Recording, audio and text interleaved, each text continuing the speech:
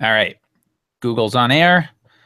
We're playing some Edge of the Empire today. This will be the first session of the Sunday Sandbox campaign that I have set up, and this session is titled Out of the Frying Pan into the Fire, and you'll quickly see why. And I was going to have my boy Rory do a intro here, or a recap, I should say, but it looks like he just dropped. So he'll be back. Actually, we played last night. He dropped a couple times. He comes right back.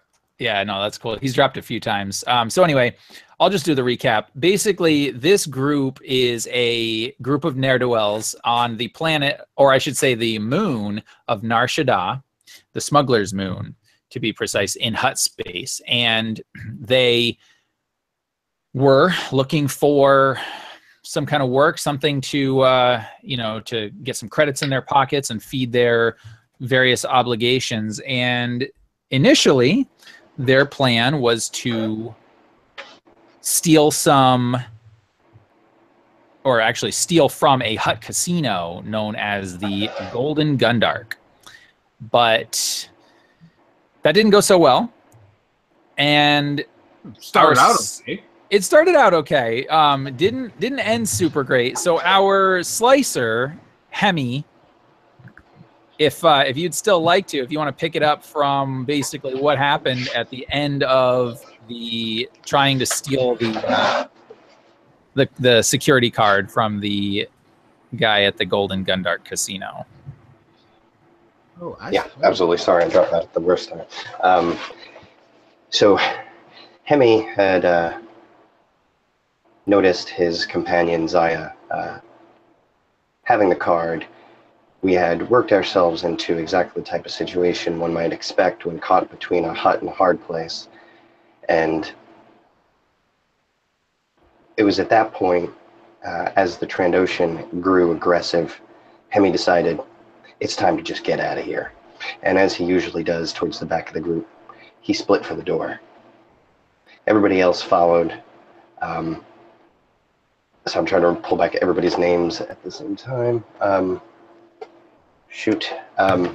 Laz does what he usually does, takes a man down before fully committing to the run, and Sasha kept pace with Hemi, while Zaya slipped their ill-begotten gains into the pocket of a random passerby as they headed to the market, only to be confronted with a huge firefight that had nothing to do with them at all. Indeed, thank you. And that market is the Ulwaan Bacheeska, one of Nar Shadda's busiest market districts.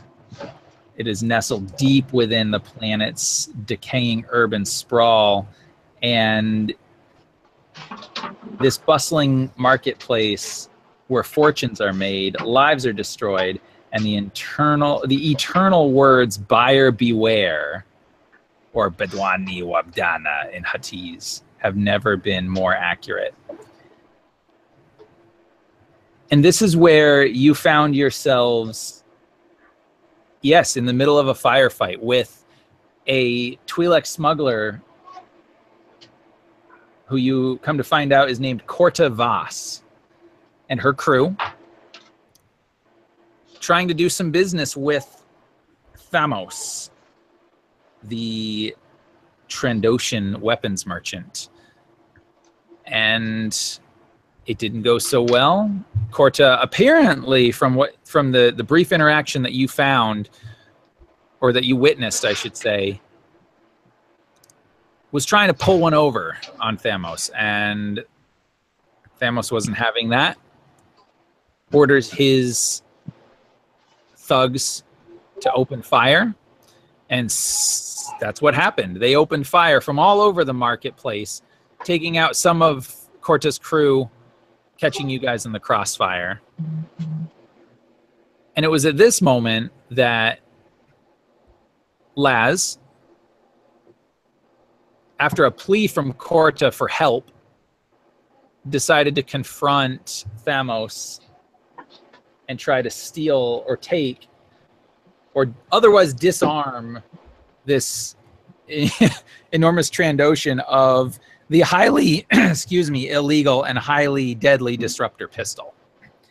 And so we are going to jump immediately into media res, and we are going to roll us a good old-fashioned initiative. So I'm going to have everybody roll initiative for me here. And Laz, you can use your cool or vigilance skill. Everybody else has to use vigilance, and there is no difficulty. So whatever your vigilance skill is, you just roll that many dice. So here's my question, Sam. I mean, I know we played this out ever so slightly over the Discord. Is Zaya even there? Yeah, she cut down the alley and went to a different place. Well, she was attempting to cut down the alley. The problem is that this market is really thick, and with everybody running, there's no way that you would be able to get completely out of this particular market square. However, yes, you did describe that you were running towards the alley, and I would say that that would give you that would probably put you in a position where you might be not directly in the line of fire. But I would still have you roll initiative, because that will be important for the story in terms of who goes first.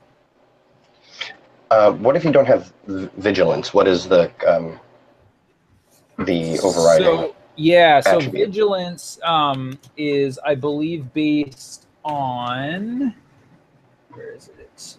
Vigilance is based on your willpower. Willpower. Okay, yep. Gotcha. Yep. All right, so that's going to be 2 of these bad boys. All right, and my boy Thamoss. Let's see, what do we got going on? Oh, yes. You guys aren't going to like this one bit. Oh, Thamoss gets to go first. No all right, shit. and so, Les, describe sort of how it was that you were kind of coming up and trying to take his gun, but stopped just short of like you actually taking it, obviously. Yeah, Laz makes the straightest beeline possible, just straight for Thamoss, and gets like point blank right up in his face, and was prepared to snatch the gun and you know, take him out, but was just too slow. Okay, and just 1 second here. Yeah, but you got a lot of. I mean, advantages don't matter on initiative, right? They do for ties, and we've got a countdown timer now too, because you guys were also on the run from the security crew, basically, from the Golden Gundark. So this will be a real-time encounter. So yes, so you kind of come up to Thamoss, and the rest of you guys would kind of see this, right? And he comes up, and Thamoss just kind of is holding the gun straight out right in front of him, right at Laz's face. And he does not pull the trigger. Instead, he kind of looks at you, Laz, and he growls and he says, "I cannot tell if you are brave or just that stupid. But I must imagine it's the former, because no one that stupid survives long on Nar Shadda. But listen, someone of your bravery, I could use someone like that in my crew. You take care of this problem that I've got." And you can hear the right as his crew is still kind of moving in and firing, and Corta's behind this like noodle cart that she flipped over, right, and you know is firing back, and you're just kind of standing there with like, you know, blaster fire going off all around you, and you know, pieces of like Duracrete and whatever flying all over the place, you know, and he says, "You take care of her, and I will not shoot you." And then he waits for you to respond. And Laz would kind of like cut his eyes over to the other Twi'lek and just nod telling him like he has a deal. Okay. And then in that case, he says, very good. Now, take her out. And how is she like right next to me, or where in comparison? Yes. So she's a little bit further out. She would probably be about medium range from you. She's basically hunkered down behind like a big sort of like a noodle cart that she flipped over for some cover. Okay. So I would make my way over there, just trying to dodge this blaster fire, and weave in and out of any crowd that was still scattering, and make my way over there. Okay, absolutely. So you're kind of making your way, and we'll do that as sort of a narrative point. So Hemi, you actually have the next initiative slot. Well, a PC has the next initiative slot, I should say. So whoever wants to go next. Okay. But Hemi did roll the highest, so it depends on how you guys want to play it. Well, I think as they all kind of, some of them ran past him. Yep. Basically, Hemi would be using most of that space to kind of catch up to them. Yep. I think he would see Laz out of the corner of his eye have this brief transaction with Thamoss, and he would kind of catch up to, I think, where Zia and Sasha are. Okay. And he would just, I think narratively, he would just tell them, Laz is held up back there. He got himself involved. Wait, what? What did he do? I don't know exactly, but we should go. I'm going to fucking kill him. If they don't kill him. Lead the way, Hemi. You know where they are. Hey, Oh, no, I mean out of here. Laz can handle himself. I assume that in a meta level, Laz is actually just kind of right behind me. Yeah, I mean, Laz would probably have been sort of walking at this point towards Corte, where she is kind of holed up, behind this thing with cover. So he'd be moving away. I don't know if he'd be moving towards you or away from you. You can kind of decide that, but either way, he's not immediately next to you. Okay, so I think Hemi would say, well, no, I'm out of here. He did tell us to keep going, and he'd take care of it. And I look to Zia to try to gauge what she wants to do. Yeah, Zia, it's your call. Now that we have a second to think. And the chaos is going around. So I imagine we're in that alley that she wanted to cut down. So, is that timer going super slow, or is it just me? Anyways, The counter? yeah. No, it's counting down. 14. No, it's 14. Oh, I don't know. Is it? I think it looks like 14 hours, buddy. All right, then let's do this. And you went down 4 minutes. Oh, no, 6 minutes. So just change it to 14 minutes and you should be straight. No, I mean, to 8 minutes and you should be straight. But anyways, yeah. So, all right, guys. I'm gonna say this. I think you're right. He made his bed. Now he needs to lay in it.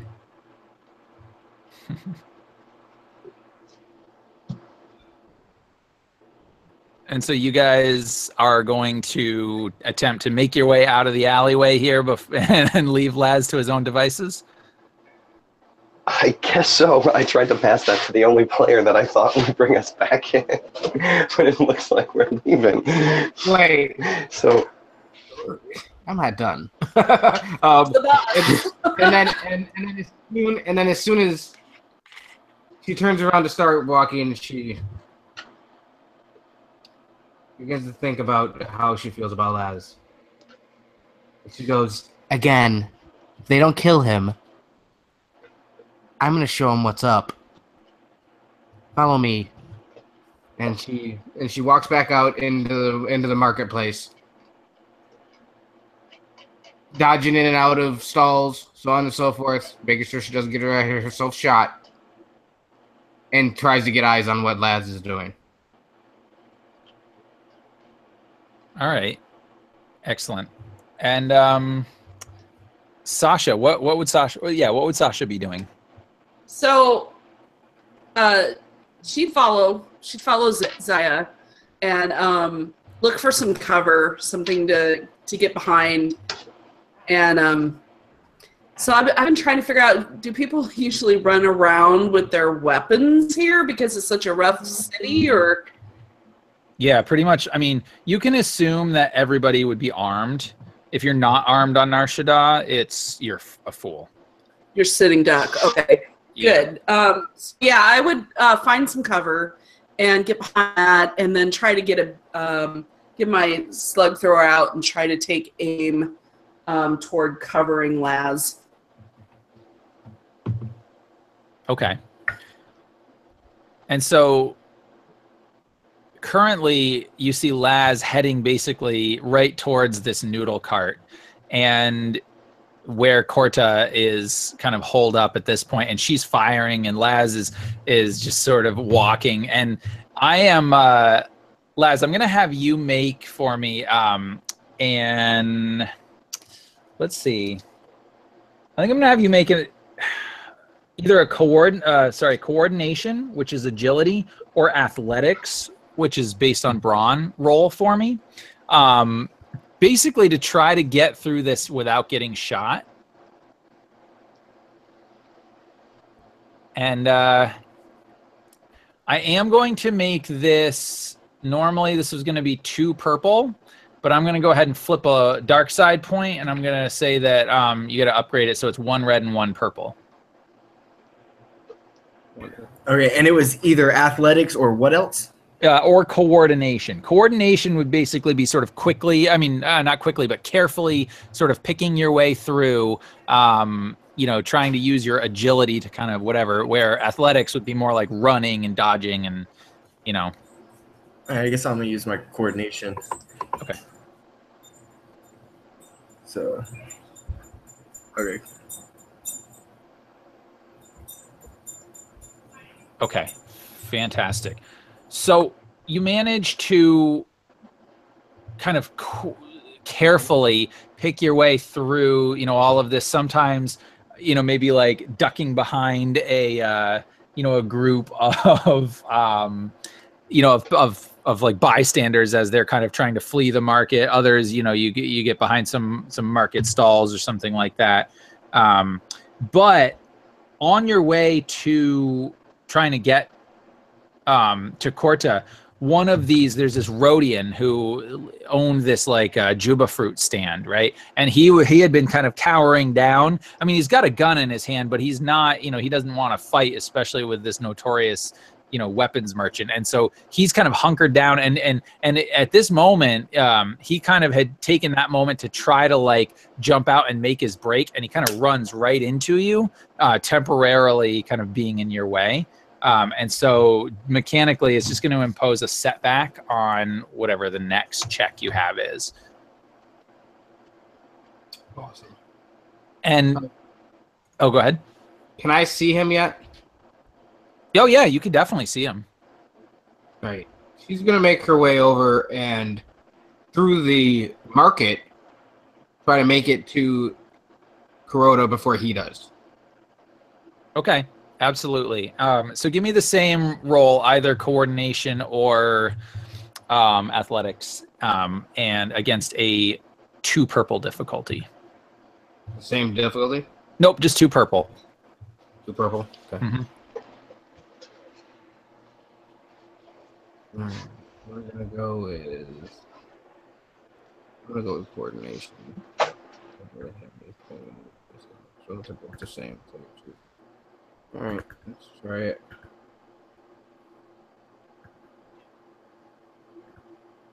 Oh, that's really bad. Baby. All right. So Wonderful. let me take a look. So you do have a couple of advantages, which is nice, but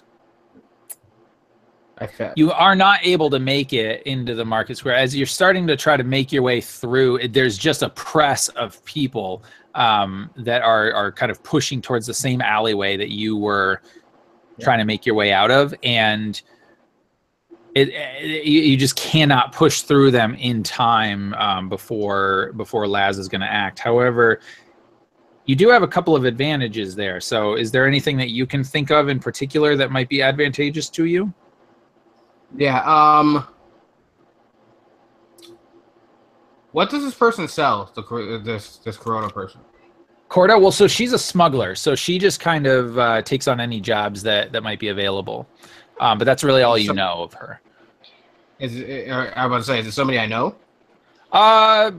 Maybe. If you wanted to flip that light side point, it could be somebody you know.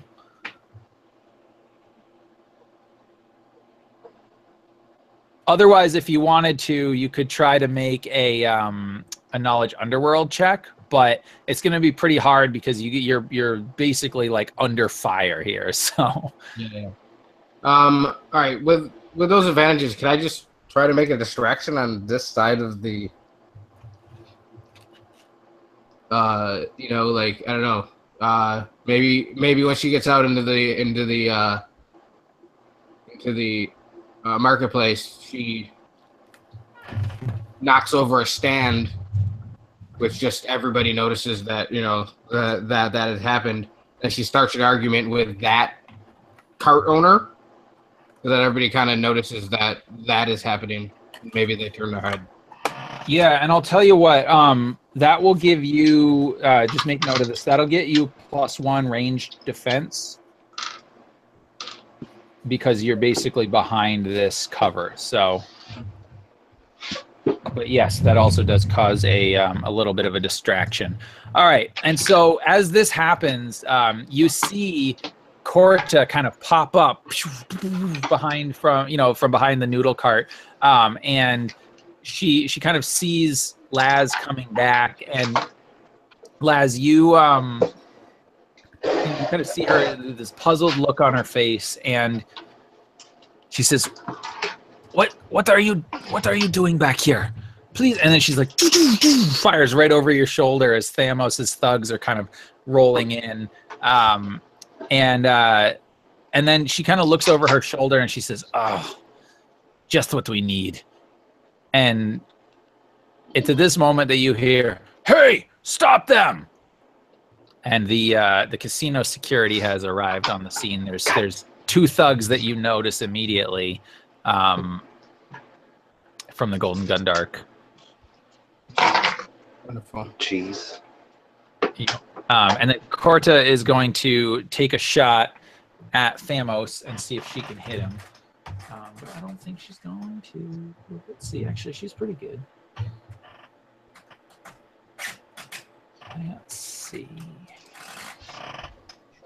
Yeah, she is good. However, I'm gonna do that and that. All right. So she manages to fire at Thamoss, lining up a great shot. I mean, anybody who knows anything about blasters would know, like, wow, she's a good shot, which for a smuggler you should be. But as she kind of hits with her pistol, you can see it hits him square in the shoulder, and he actually manages to. Oh man, it looks like he's got, between his thick hide and his armored clothing, he shrugs off this damage, just kind of fire, kind of rolling his shoulder back a little bit. But now he's like, "You will pay for that, Corte."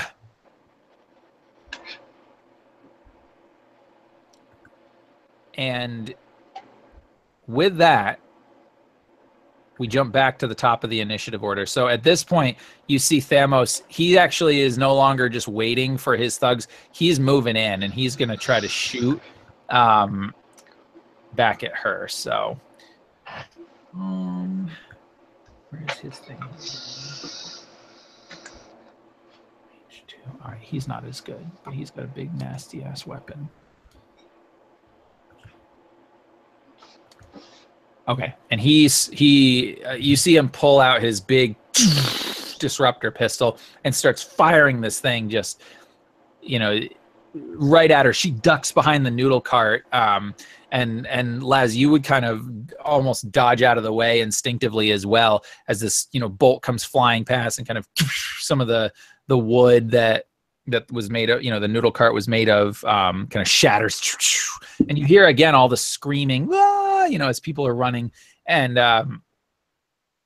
you know that it's only going to take a matter of minutes before security is on you, but you can kind of tell, and you guys can all see this, right? Anybody who's still looking at the scene, you can tell that security is a little bit wary. They're there and they're posted up, but it looks like they're more likely, they're switching from their vibro blades to their blaster pistols. Like they're probably going to try to shoot at you guys. But right now, Laz is the most visible. And so with that, we jump back down to a PC slot. So whoever wants to go next can do so. Hemi was sitting there kind of back against the stall, just staying covered. He's looking around. He is looking for any sort of control panel that he could use to perhaps, I'm not exactly sure how this market is. I'm picturing it sort of still in the Star Wars style with like automatic lockable doors, things like that between sections. Is there any control panels for doors like that? Yes, there is, in fact. You could, there is a like sort of a central control panel. It's not that close to you. You would definitely have to like make your way across the place to get to it. But yes, there is sort of a central control panel that would control things like, some of the neon lights and signs here that, would probably control like a repulsor lift that would bring, goods and services up. So several things. You also notice, especially you, Hemi, that Nar Shadda, there's cameras everywhere. I mean, it's just like the most sort of hedonistic and decadent city, but at the same time, you're in the Corellian district, which is managed or sort of defended by the Corellian Port Authority, and so they tend to keep an eye on things going on here, and so that those guys will show up at some point as well to try to put a stop to this, or at least you think they will. Okay.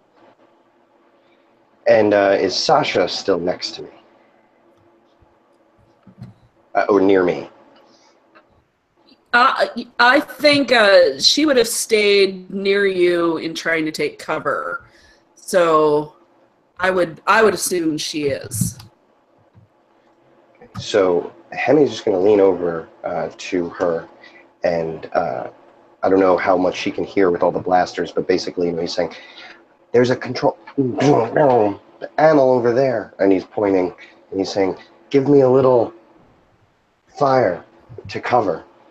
Gotcha, buddy. So that's, yeah. All right. DM, I think we might maybe have to use a couple rolls here. So yeah. So this is what I'm going to say. If you want to make your way over there, you can certainly do so. Now, I'll do the same: athletics or coordination. Coordination obviously is going to take you longer to get there. Because you're carefully picking your way through, where if you want to kind of get there fast, you would be athletics. Now, I will give you a boost dice because potentially Sasha's going to fire, whether to hit or not, but near you to kind of clear people out of your way. But you will also it's gonna be against one purple difficulty, and I'm gonna upgrade the other one so also against one red. Okay. Now I just have to ask, my coordination is a rank 2. Do I add that to whatever the the controlling feature is as well, or is it just that? So what's your agility? Oh, that's right. Right, I'm sorry. Agility is 3, so it's actually 3 green dice and 2 yellow, right? No, so in this case, the total dice pool is 3, but you have 2 yellow and 1 green. Okay. Yep. And it'll be against 1 purple. Okay, so you use the dice pool of the agility, but as many of them as you have skills become yellow? In this case, yes. What you do is you basically take whichever one is higher, the skill or the ability, and that sets the total dice pool. Yep. And then the other one sets how many are upgraded. Gotcha. Okay, so I'm sorry. So 1 green, 2 yellow, 1 purple, and what was the last one? 1 red, and you'll get a a light dice as well. Yeah. Okay, here we go. Wow. Oh yeah. Man. So that was coordination. So that's the slower of the 2 options. It is, yeah. So what I'm gonna say is that you managed to pick your way through. Nobody's like immediately, the blaster fire, you're kind of like dodging out of the way. You kind of, manage to go past like a speeder bike that's like wildly going through here as it realizes like what's going in. And you make your way to the access control panel, but as you do so, you get, I don't want to say accosted, but pretty much by what appears to be a couple of one drunken Wookiee and a and a Herglick who's trying to like sort of oh, come on, let's get out of here, and they seem to like have stumbled into the wrong part of town. So they're sort of between you and the and between the control panel and you and the Wookiees like in Shrywook, which you would probably understand if you don't completely understand the language. That he's belligerent right now towards you. Okay. But he's not taking any action just want to make immediately. Sure. Yeah. Just want to make sure I pass that back to Sasha because I think she was in there too. Yep. Absolutely. And so Sasha, I mean, I think narratively it might make sense for you to go next, but you guys can decide if. Yeah, absolutely. Okay. Yeah. So, gosh, yeah, I guess she would follow along a little behind him, ducking under different cover, so she's doesn't get too separated from him, but so that she can still watch his back. And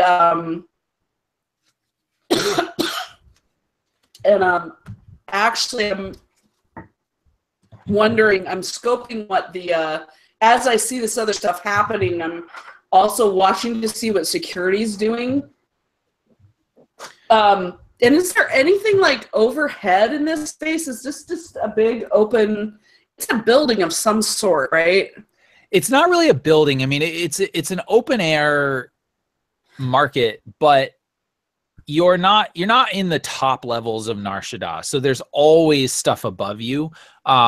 You could imagine like neon lights and all kinds of floating droids and traffic going by overhead. There may be some like cranes or something along those lines that could be used to like move large cargo items. So yeah, there's definitely stuff. Okay, so I think I'll fire at the Wookiee's feet, hoping to intimidate it to move along rather than take up an issue with Hemi. Okay, so go ahead and make your ranged. I believe you have a rifle, right? I do. Okay, so make your ranged heavy. It's going to be against. It's a medium range at this point, so it normally would be 2 purple, but I'm going to upgrade it, so you get 1 purple and 1 red. I'm also going to give you 1 setback dice because this is a highly stressful situation, and because that security is here and your rifle is going to be loud, it could draw attention to you. Right. Scary. I get 1 triumph. Okay, so the way that this dice roller shows it is that the success from that triumph was negated by the failure. So you don't exactly succeed at, shooting him or shooting near his feet, but something really good does come out of it. So what your intention was to distract him, right? Yeah. Okay, so you do not succeed at distracting the Wookiee. However, something else really good can happen. What do you have any ideas? I'm thinking that maybe simultaneously as I'm firing, there's a bunch of blaster fire at the same time that kind of covers that noise that my rifle made so that it does not call attention to my firing. Yeah, absolutely. I think that would make sense. I think that, in the confusion and maybe your attempt to not hit any innocent bystanders and not actually hit the Wookiee either. Your shot kind of goes a little wild and buries itself into the Duracrete wall of a warehouse nearby. But yes, you're right. Just at that moment, Thamoss's crew kind of opens up on where Corte is hiding, and one of her men at this point kind of comes in as well and kind of ducks down next to her and starts firing. Right. And you see that security is starting to they're kind of sizing things up here, and they realize that Laz is going to be the most visible target. However, you guys do have the initiative still. So who's going to go next? And can I do one more thing before? Yeah. So I'm going to hit my comm on an open channel to the whole team and just say, hey, Hemi's working on an exit for us, folks. I'll keep you posted. Awesome.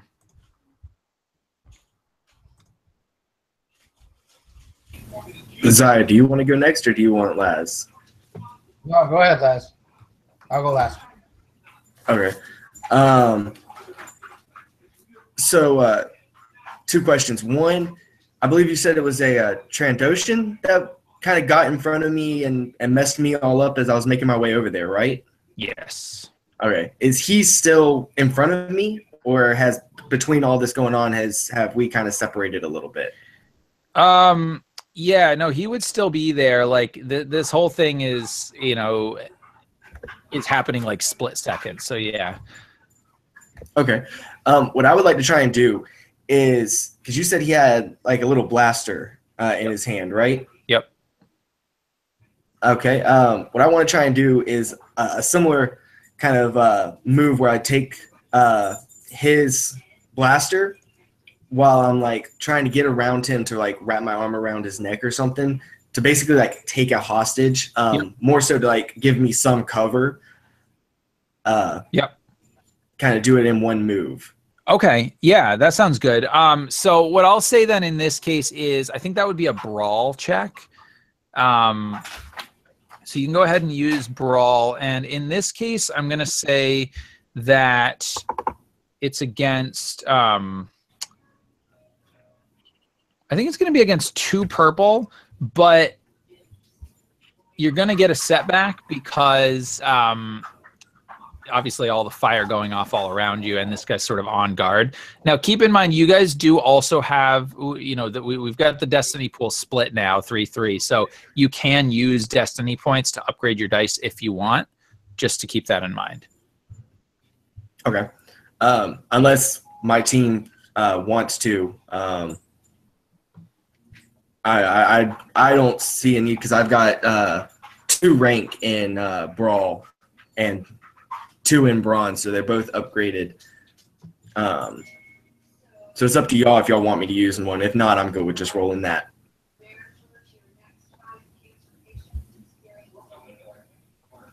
I'm okay with whatever you want to do. Yeah, if you're confident, just roll it. Cool. Oh no! The force is not with you today, my friend. Not even a little bit. Okay, so Yes, you got that character? yeah, exactly. So you go to kind of disarm him, try to brawl and use him as a you know, almost as a hostage, and he kind of pushes you, you know, roughly away as you know, sort of, I mean, pretty like athletically too. Like you're realizing, oh man, this guy might actually like not just be a pushover, right? He kind of ducks under your arm as it's coming in, and he, you know, shoves you with his fist backwards. And, you know, he's a big Trandoshan. I mean, you're a pretty big guy too, but like he shoves you back a pace or two. You actually had to brace fairly hard against it. But what, if you want, you've got those 3 advantages there. If you have an idea for how you want to use those, go ahead. Otherwise, I do have an idea for you. Yeah, I'll let you you kind of make the call for that. Okay. And keep in mind too, you guys at any point, like if you have advantages, and you're not sort of sure how you want to use them, mechanically you can always use them to, like, you know, give a boost dice to your next ally or whatever, or a setback to the next NPC. Or anybody really can come up with suggestions. So just so you guys know that. But yeah, in this case, what I would say is, as you know, as he's kind of pushed you, he maybe stumbles back a little bit, and I would say that he actually like kind of trips and falls a little bit back onto Corte's, you know, cover there. So he's sort of like standing there and actually gives them a little bit more cover. But what it means too is that it's a bit of a distraction. So, you know, for the moment, I'll say that, you know, that Corte is kind of safe here, unless you're actually going for her. I assume you're not actually going to shoot her. Okay. So yeah. So then in this case, she's got a little bit more cover. Cool. And depending on if you would allow it or not, I would try and as this Trandoshan pushes me back and we kind of move around. While I have his attention on me, I'd kind of just like point over to Thamoss and just tell the Trandoshan that he sent me over here to get rid, and just kind of like do like the whole, you know, like to get rid of you. I have no need to do that if he's dead. Try and convince him like to take his eyes off of me, so that there's no kind of altercation. Yeah. Okay, that's fine. I think that would make sense, and I think at this point he is sort of like, whoa, you know, like, oh, okay, I don't mean you any trouble, you know, and he sort of is he will try to slink away. But temporarily he's, you know, he's kind of tripping as this whole thing is happening. Now you can also move if you want. And so I'll bring this up at this point. Mechanically, the way this works is you get a maneuver and an action, right? And so maneuvers, you know, are things like, you know, things like aiming a weapon, you know, moving one range band closer or farther away, you know, opening a door, diving behind cover, standing up. A lot of it's sort of movement based, where actions are basically ones that require a skill roll. So you don't have to move, but you still have the ability to do so. Is there room behind that? I think it was like a cart or stand that the Twi'lek and her part of her crew were behind. Is there room for Laz to kind of sleep behind there, or somewhere in that general area that he might be able to try and take cover? Yeah, I would say so. I mean, I think you can probably get behind it. You know, it's going to be a little bit tight, but you could also probably kind of get behind them too if you needed to.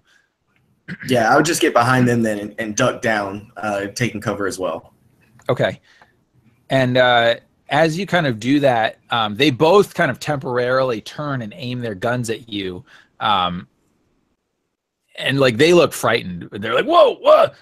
You know, and you get the impression that like Corte, she seems to have things under control, but her companion, he's getting ready to shoot you. Like you can just sense it. So you can say something if you want. Yeah, just I almost feel like, Laz is pretty not so much comfortable, but he's like real used to having guns pointed at him. Yep. So he's just like, not a wise idea if you want to get out of here. And just kind of like holding his hands up, like, whoa. Yep. Nice. All right, and Corte kind of puts her hand on her friend and says, "Yeah, he's fine. He's with us. Don't worry about him. We gotta get the crate and we gotta get out of here." And so as that scene goes down, I believe Zaya, you're the last one up, right? That's correct. All right. What do we got? All right, so she's made said distraction, but she also noticed that the casino people are there as well, right? Yes. Okay.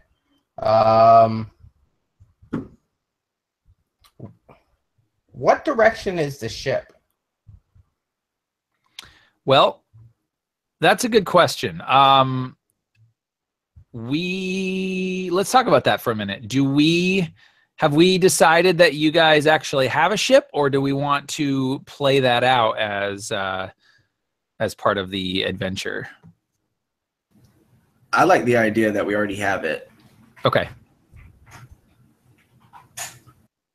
Yeah, we can play it out. Maybe I'm kind of up for whatever on that front. I'm kind of wishy-washy on it. It sounds fun either way, so let's play it out then. Okay. So then currently you don't have a ship. You had one, and I'm going to say that for whatever reason, Zaya lost it or something happened to it. And so you're looking for a new one. No, I got you. So, all right. So she has cover, so on and so forth.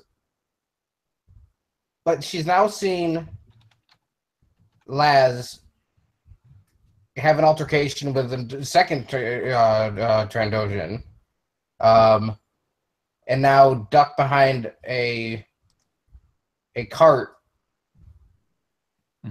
with a fellow smuggler, somebody that I've maybe seen before. I don't know, but and what's going on over there. She's far too curious to kind of know what's going on to not make her way in that direction. So she's going to use the distraction that she used to kind of cut across through some of the carts. Yep. And not in an aggressive manner or anything like that, to just sneak over to where they are.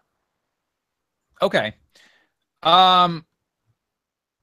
Absolutely. I think that if you want to get over there completely unseen by either the Golden Gundark security or Thamoss's thugs, I would have you make a stealth roll for me. If you don't care, and you just kind of want to book it, then I'll say you can do that just without a roll.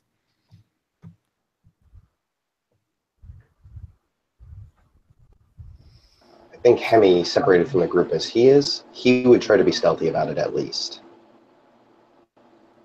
Okay. Yeah. All right. And certainly she's well aware of what's going on. She certainly wants to try to not be so seen. Okay. I mean, really wants to do something she's great at, but she'll try it out.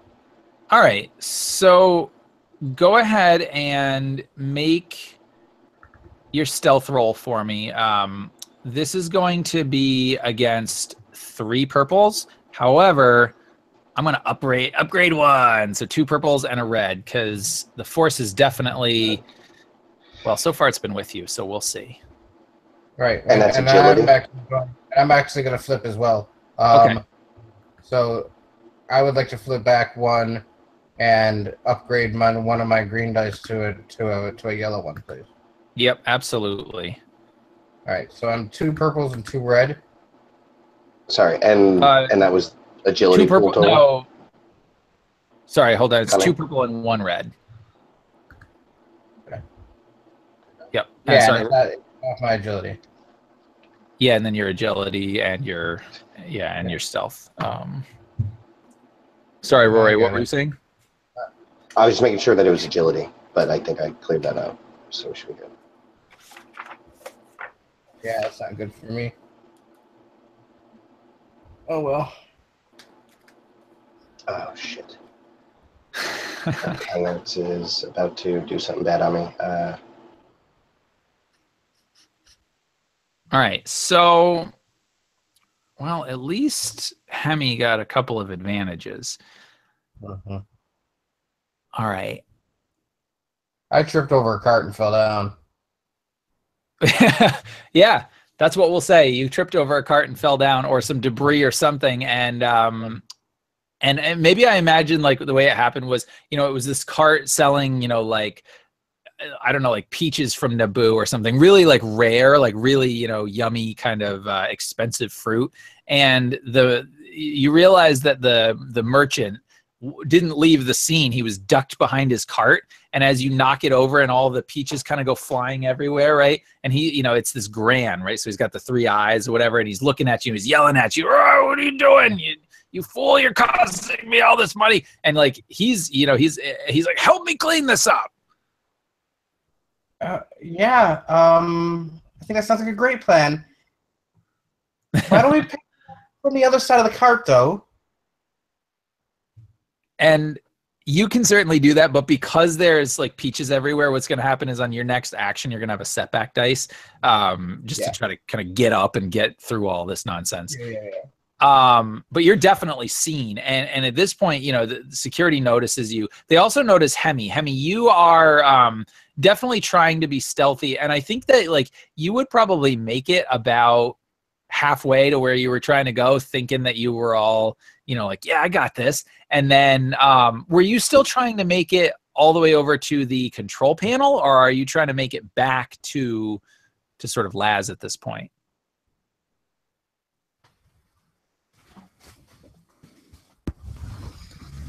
Oh. All right. Rory, are you with us?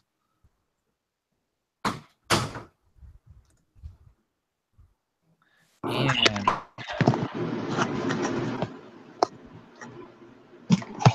right, there we go. The curse of the Hangouts. Yeah, man, it gave me a message basically saying it was crashing. And I was like, oh. Yeah, I had that happen to me one time, like 5 times in a session. It was awful. Okay, well, so good timing. You're back. I was just asking, were you still trying to make it over to the control panel, or were you trying to make it now back to sort of Laz and all that? Well, I'm sorry. I was actually just thinking I was still being stealthy by the control panel, just noticing that the casino guys came in, and I'm kind of basically trying to put the Wookiee between me and the casino guys, basically.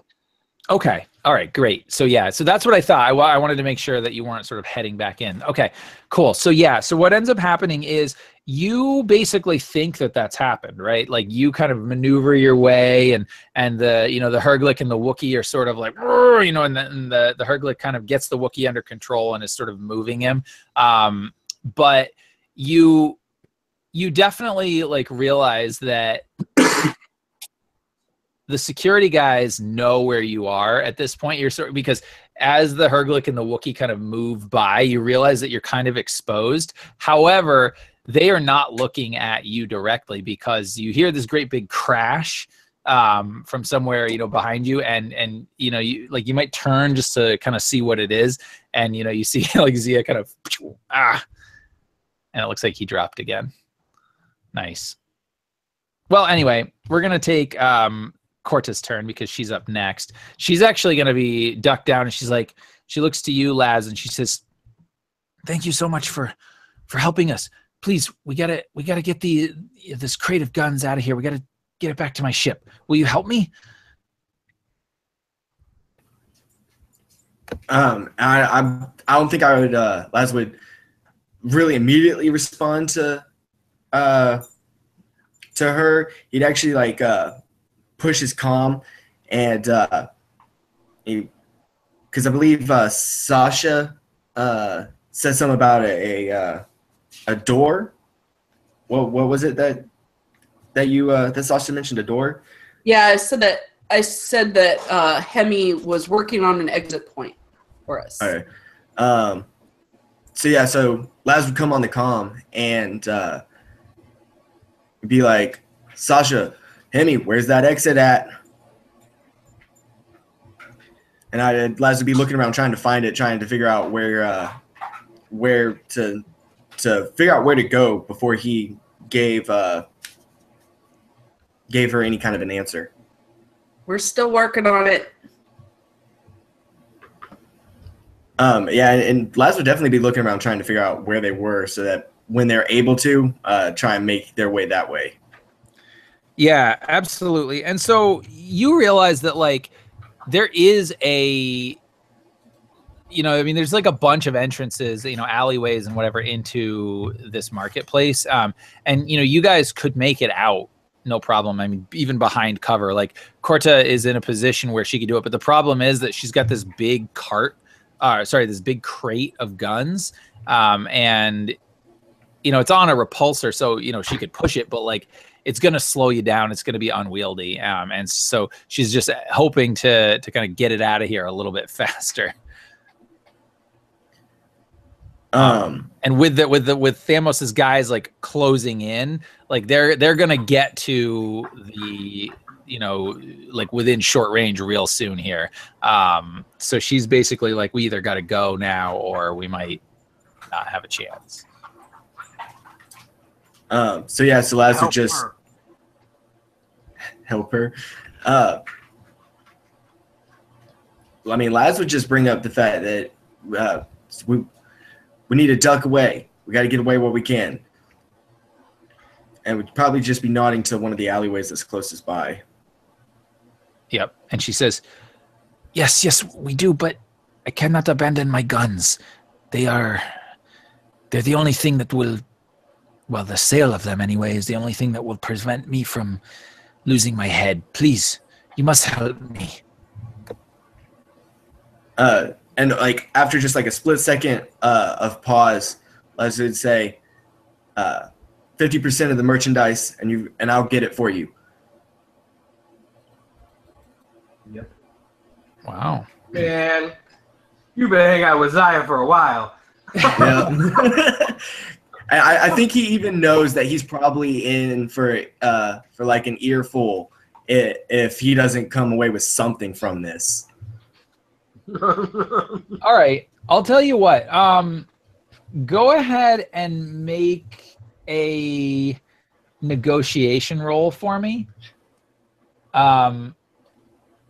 It's going to be against 1 purple and 2 red. However, I'm going to give you a boost dice because she doesn't have a lot of, other options here. And so negotiation, I believe, is based on, let me see if it's presence, I believe. I think it is, yeah. Present. Okay. And that was 2 purple and 1 red? No, I think it was, hold on just a sec. 1 red, 2 It purple. was, No. yeah, 1 purple, 2 red. 1 purple, 2 red. Oh. Yep. Okay. Alrighty. Are y'all good with me using a light side to upgrade one of my green to a yellow? Very much so. Absolutely. Okay. And you said I do get a boost dice? Yep, you get a boost dice on this one. Alrighty. Rolling. Oh. Oh, man. What is it? That feels terrible. Oh my god. That's absolutely horrible. I'm not rolling anything for the rest of the night. I love it. This is why I kept wanting to get these red dice in there, and now it worked. All right. Let me think of something especially bad. All right. So you say 50% of the merchandise and I'll help, and at this point, like, Corte just gives you this like stare like, what do you think, I'm stupid? And then her companion basically like comes not right up to you, but like real close to you, holding his pistol, right at your head, his blaster pistol right at your head. And he says, I don't care if those guys take me out. You don't try to take Corte for a fool like that. I'll see your brains on the street before I let you do that. Laz like grabs like the barrel and like presses it to his temple and the only fool here is you. I'm the only chance of getting out of here alive. And he says, we'll take our chances. We don't need you. And Corte is looking like you get the impression that before this happened, she probably would have been like, no, it's fine. But now she's just like nodding her head at you like, get out of here. I don't need your help.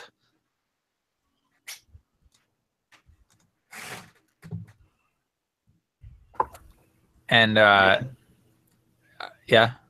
Oh no, I was gonna say that Laz would just kind of nod, like not even like a full nod, just be like, all right. And whenever he can, he's just gonna take off. Okay. And I will remind you that Thamoss did send you over there to take her out. So you do have the opportunity should you want to. Now, I don't know what the rest of your companions will think of that, but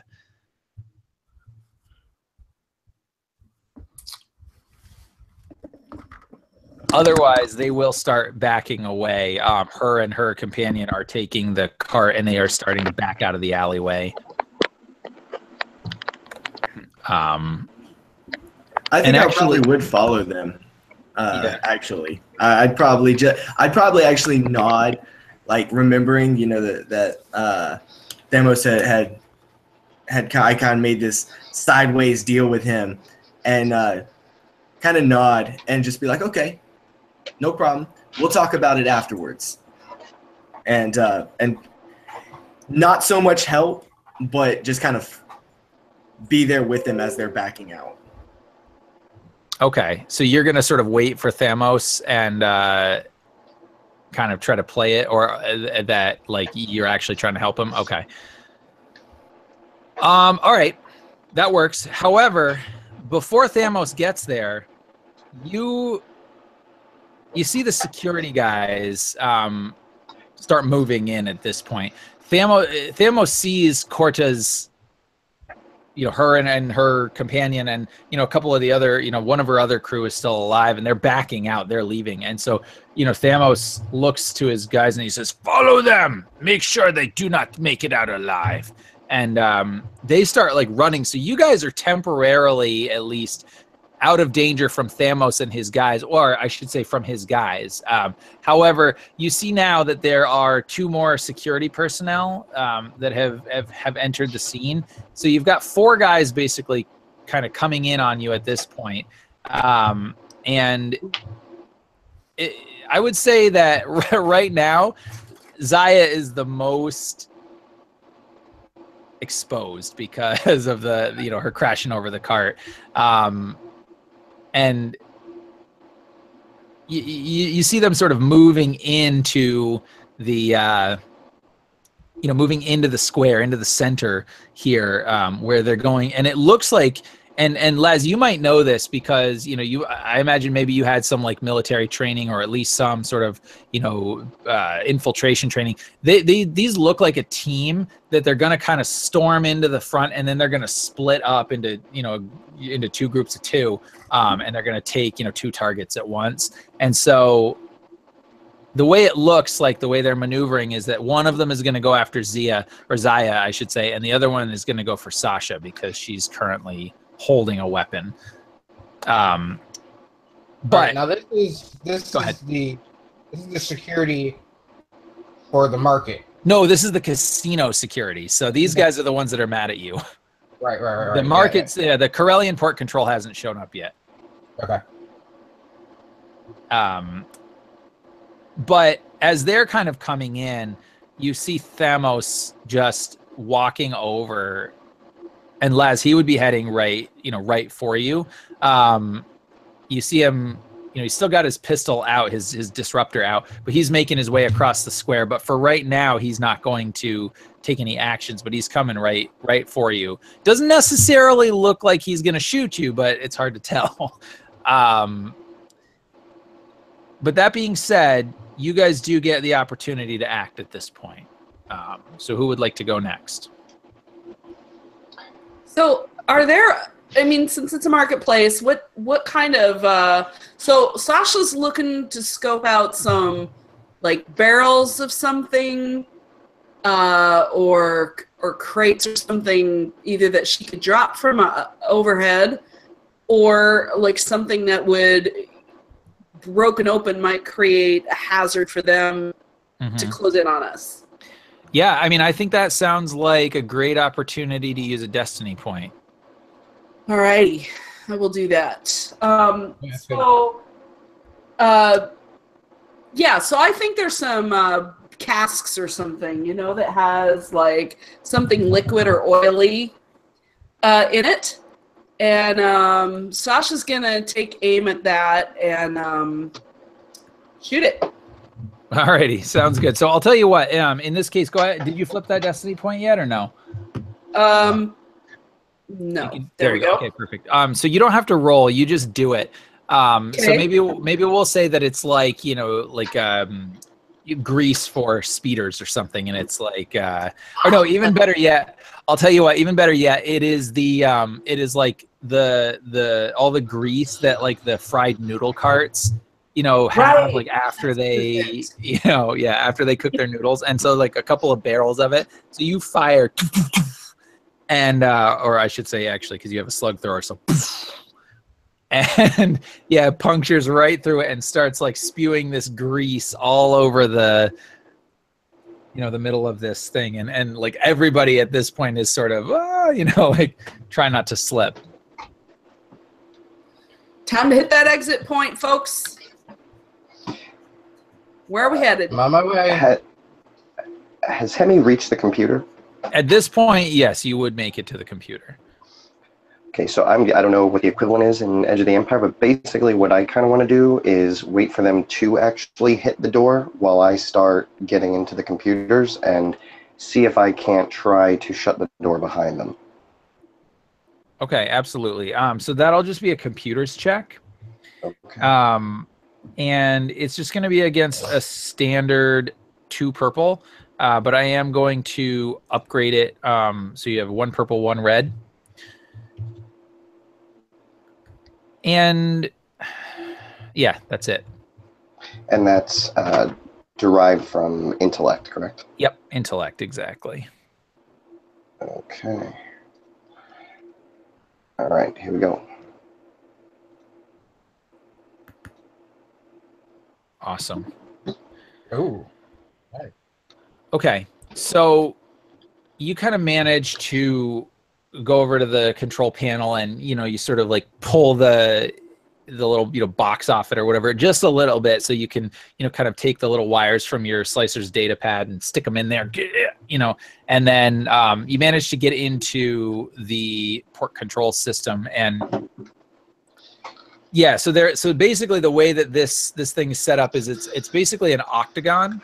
So there are 8 ways in and out of this room, and each one has blast doors that can come down. Now, it's not a building in the sense that like anybody could come in from above, but there are blast doors that would potentially be there to either block off anybody in there or prevent anyone from getting in case of like fire or something like that. So yeah, so you have access to that, but this has taken a little bit of a toll on you getting in here, especially the knowing that like if you screw this up, your friends could be in trouble. So you do take 1 point of strain, Okay. and that's what I'm using that threat for. Okay. Yep. 10 strain for me left. Yep. And so what that will mean is that yes, you will be able to do exactly what it was that you wanted to do. Yeah, so as they spill the grease and head and kind of pass through that portal. I'm kind of looking over my shoulder, and as soon as they do, I hit the right key, and the door blasts down. All right. So now, before we do that, my question is this. Is everybody still heading for an exit? Because I know that right now, Laz was at least sort of holding up, and Zaya was trying to get herself out of this, like, you know, cart full of fruit and an angry merchant. Yeah. Yeah, Laz would be trying to follow. I can't ever remember her name. The Twi'lek captain, smuggler, and her man into whatever alleyway they went in. Okay. All right. So you'd be maybe like giving it a few seconds so that they get far ahead of you, or far enough ahead of you so that they don't immediately like turn back and shoot you, kind of thing. Yeah. Right. Okay. All right. So that's that. And so, Sasha, would you be sort of just trying to get yourself out a different way, or what would Sasha be doing? She would try to make her way toward an exit that would allow her to continue to cover Hemi at the same time. She doesn't want to leave him exposed. So right now, really the only way that will happen, like, you'd have to basically go over to him because he's near enough to an exit. But any other option is going to take you out of range potentially. So, okay, yeah. So she'll be heading toward him, and she'll let him know. Coming at you, Hemi. And what about Zaya? Yeah, she's dealing with the old man and trying to not even negotiate. No, she's trying to use her best skill ever. She's trying to charm him a little bit, going, you know, darling, it's not really that I ran into the cart.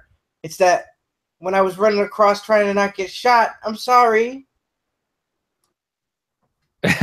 Okay, yeah, sure. Go ahead and make a charm roll for me. It's just going to be against the straight. You know what? It's going to be against 2 purple, but I am going to give you a setback because he's pretty mad.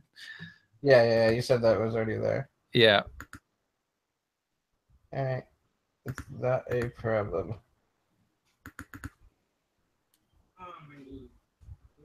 Let me make sure I'm doing that right. Yeah, that's what it is. Bam. Okay. Well, with my smooth talker, I could change that into another success.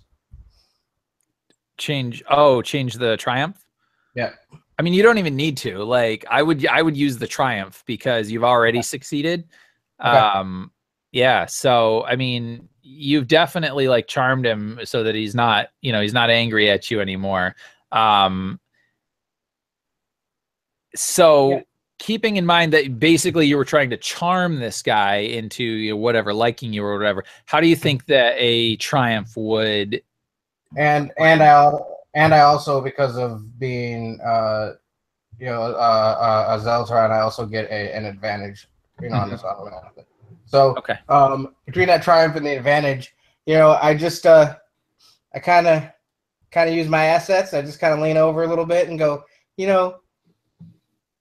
I'm going to be back in this market tomorrow, and I'm going to show you what my peach looks like.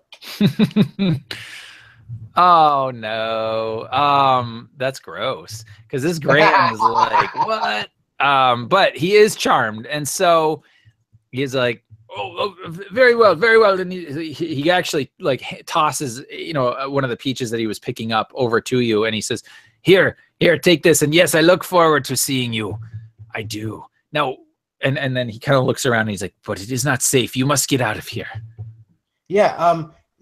See the security guys over there? They, I gotta go. I'll see you tomorrow. Toodaloo. Yeah, absolutely. And so, you can get out of there. Through back through the carts and head to where I see that Laz was going to back up my buddy. Okay, absolutely. So so as that's happening, and you kind of make your way up to Laz. The grease now is kind of spilling in front of the in the middle here, and so you guys would notice this, and Thamoss kind of stops, right, and he's looking because he doesn't want to walk through this grease and potentially trip, and so you see him get on his comm, and he's like something you can't quite understand what he's saying, but at this point you kind of hear the hum of like a speeder, like repulsor lift coming, and you see a couple of speeder bikes kind of make it into the thing, and they kind of come around Thamoss there, and he hops on the back of one, and they kind of get up and start taking off, but not taking off, sorry, they start kind of going up over the the grease here, and it looks like they kind of split off so that they're going to go out to another alley. But Laz, you would especially hear this as he's going. He says, "They went down that way. Quick, we will cut them off. I know where her ship is. She will not get far."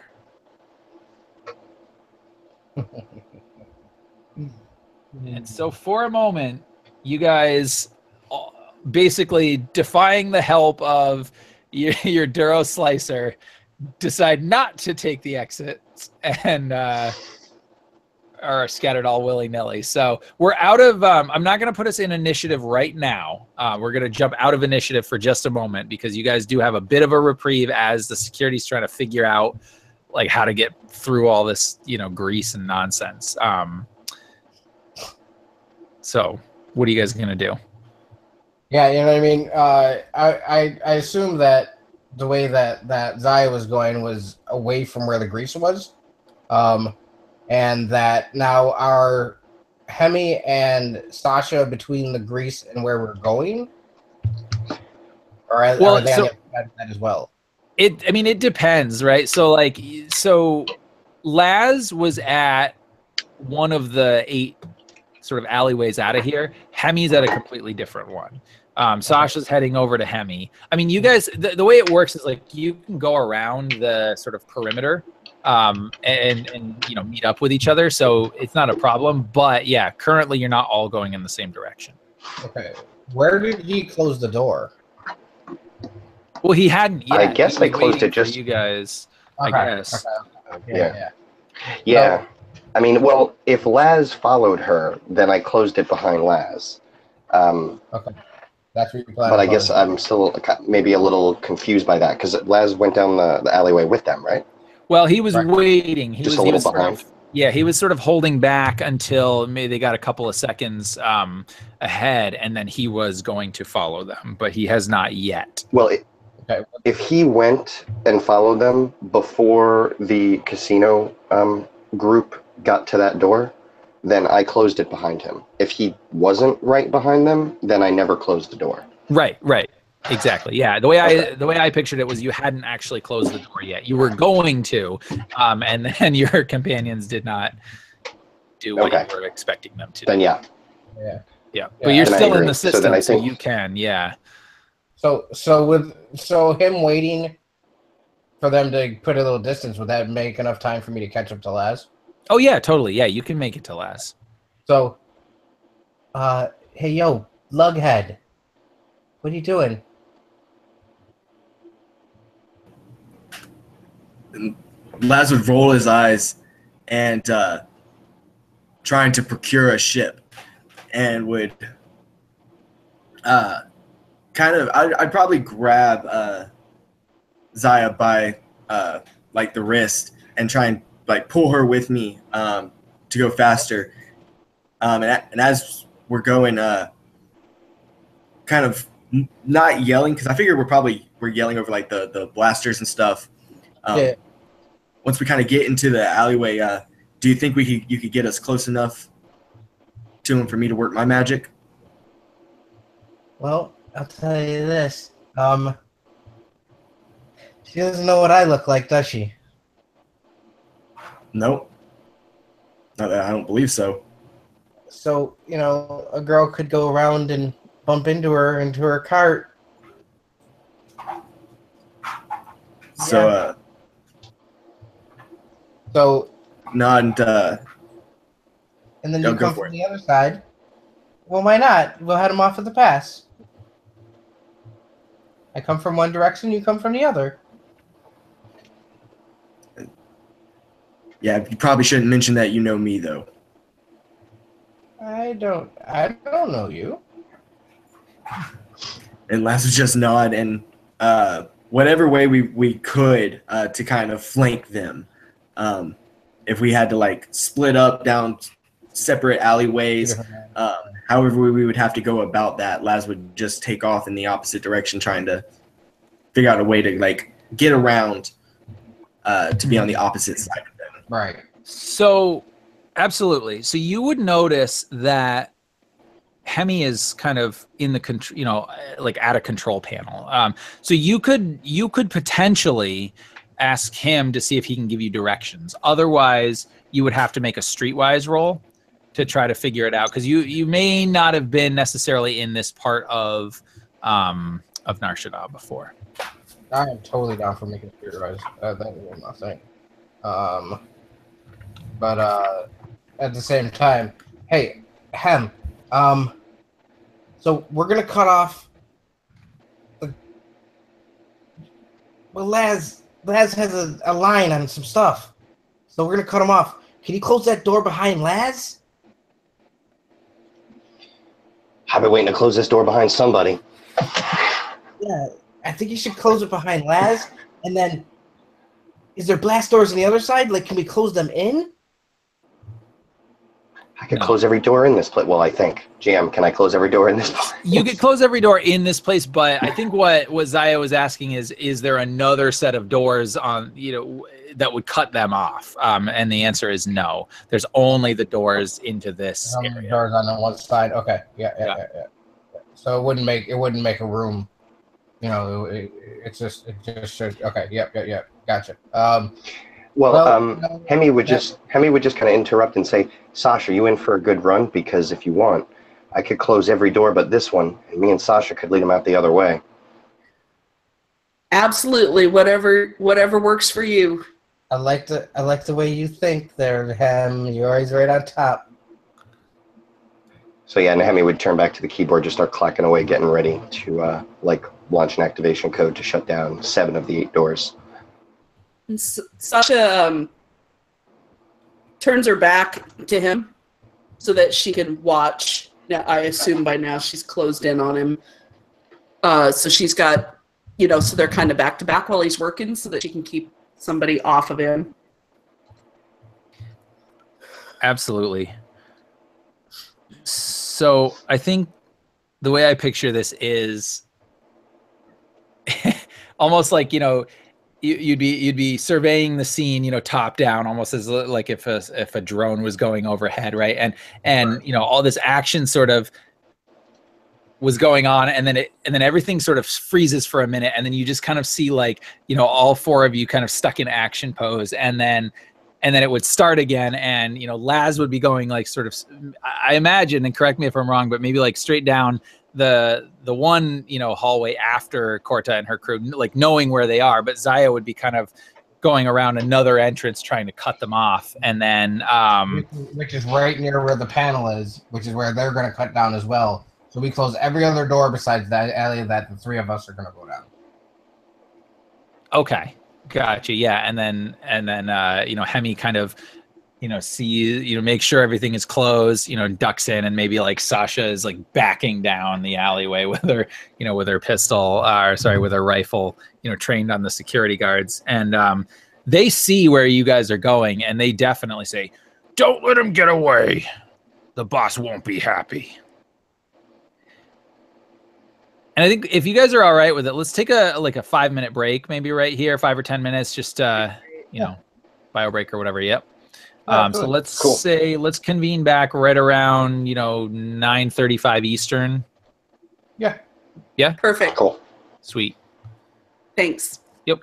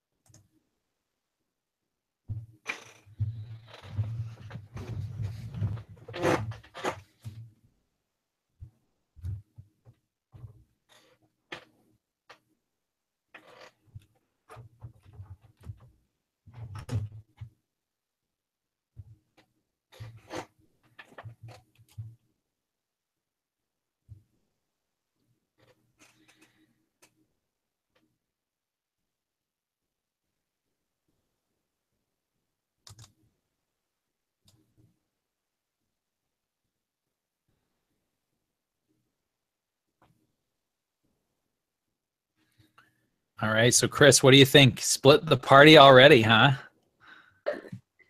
Yeah, we didn't waste any time splitting up, did we? Yep. So I was just wondering about that. So you said it's an octagon. So if Hemi and I just exited at, say, 1 o'clock, yeah, where did we see everybody else exit? So if you exited 1 o'clock, they would have probably exited like 10 o'clock. Oh, okay. Okay. Just gives us an idea of what direction to run. Yeah, absolutely. Although I think, well, we'll have to see what plan you guys have. But Right. I know that there's some more things that Hemi could potentially do, to try to find like the street layout here, or you guys could make a streetwise, some streetwise rolls because you've been on Nar Shadda long enough, you might be able to figure it out. But Cool. yeah. Yeah, and I figure, I mean, since we don't have a ship, then we must have quarters somewhere.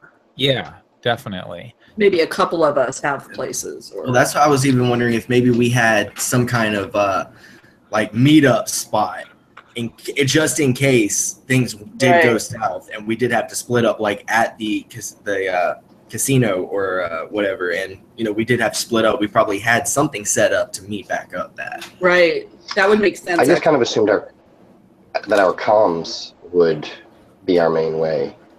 True. Like we would just be like, hey, where you at? Yeah, I mean, you guys would be able to communicate with each other, but you wouldn't necessarily you probably have some place that you stay, whether it's an apartment or, whatever. I mean, I would imagine probably, you're renting like some dive, pretty far down in the, in the really seedy parts of Nar Shadda. I almost imagine that like Zaya doesn't actually have a residence, that she stays with a different, whatever, a person, whether it's a different person or the same person, Right. It's like, why waste good money on... I think you're on the right track, my friend. Yeah. Right. But yeah, so... Go ahead. It's not Mr. Right, it's Mr. Right Now. Exactly. Right. So, yeah, I don't. We probably wouldn't want to lead them back to our place though, in case they were really sticking with us. So, well, and so what ultimately is the plan? Because it sounds like Laz and Zaya at least were planning on chasing down Corte Voss, which of course Thamoss and his mercenaries are still doing. If Hemi had any say in it, and to be honest, on a meta level, I don't think he'd know much of what's going on. But having known him for a bit, they might be able to anticipate like what he would say. If Corte has a nice ship, Hemi would probably suggest tailing back to her ship, killing them, and taking the ship. I mean, you don't know if she has a nice ship or not, but she did say she was a smuggler. No, he doesn't. Yeah. He would just think to himself, if that's a nice ship, we should take it. Yeah. Similarly along the lines of what Laz is thinking. Yep. Okay. So I imagine then that like Zaya would probably be leading the way down the alleyway, since she was the one trying to at least initially get back to Laz, so they would reconvene at some point. Whether meeting Corte first or not. But I definitely think that to be able to sort of kind of figure out and navigate your way through, the streets on foot here, unless Hemi wants to find another computer terminal and try to hack into a central hub and find a map, you guys will need to make a streetwise check. Okay. And so what you can do this as a group check. And the way I'm going to work this is either you can, you all sort of just help, and you would basically add a boost dice to Zaya's roll, or you guys would take whoever has the highest skill and the highest ability, and you would build your dice pool based on that. Hers is 3 with a yellow. Okay, so yeah, so Streetwise is based on cunning. Right. Yeah. Mine is a straight 3, so. Yeah, 3 Mine's green. 2. Straight 2. Yeah. Okay. Yeah, so it 2 sounds green like for me too. it sounds like Zaya's would be the top anyway. All right.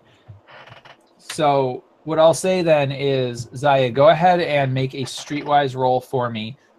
This is going to be just against 2 purple, but you can add a boost dice because, you know, kind of Hemi and Sasha and everybody is helping you.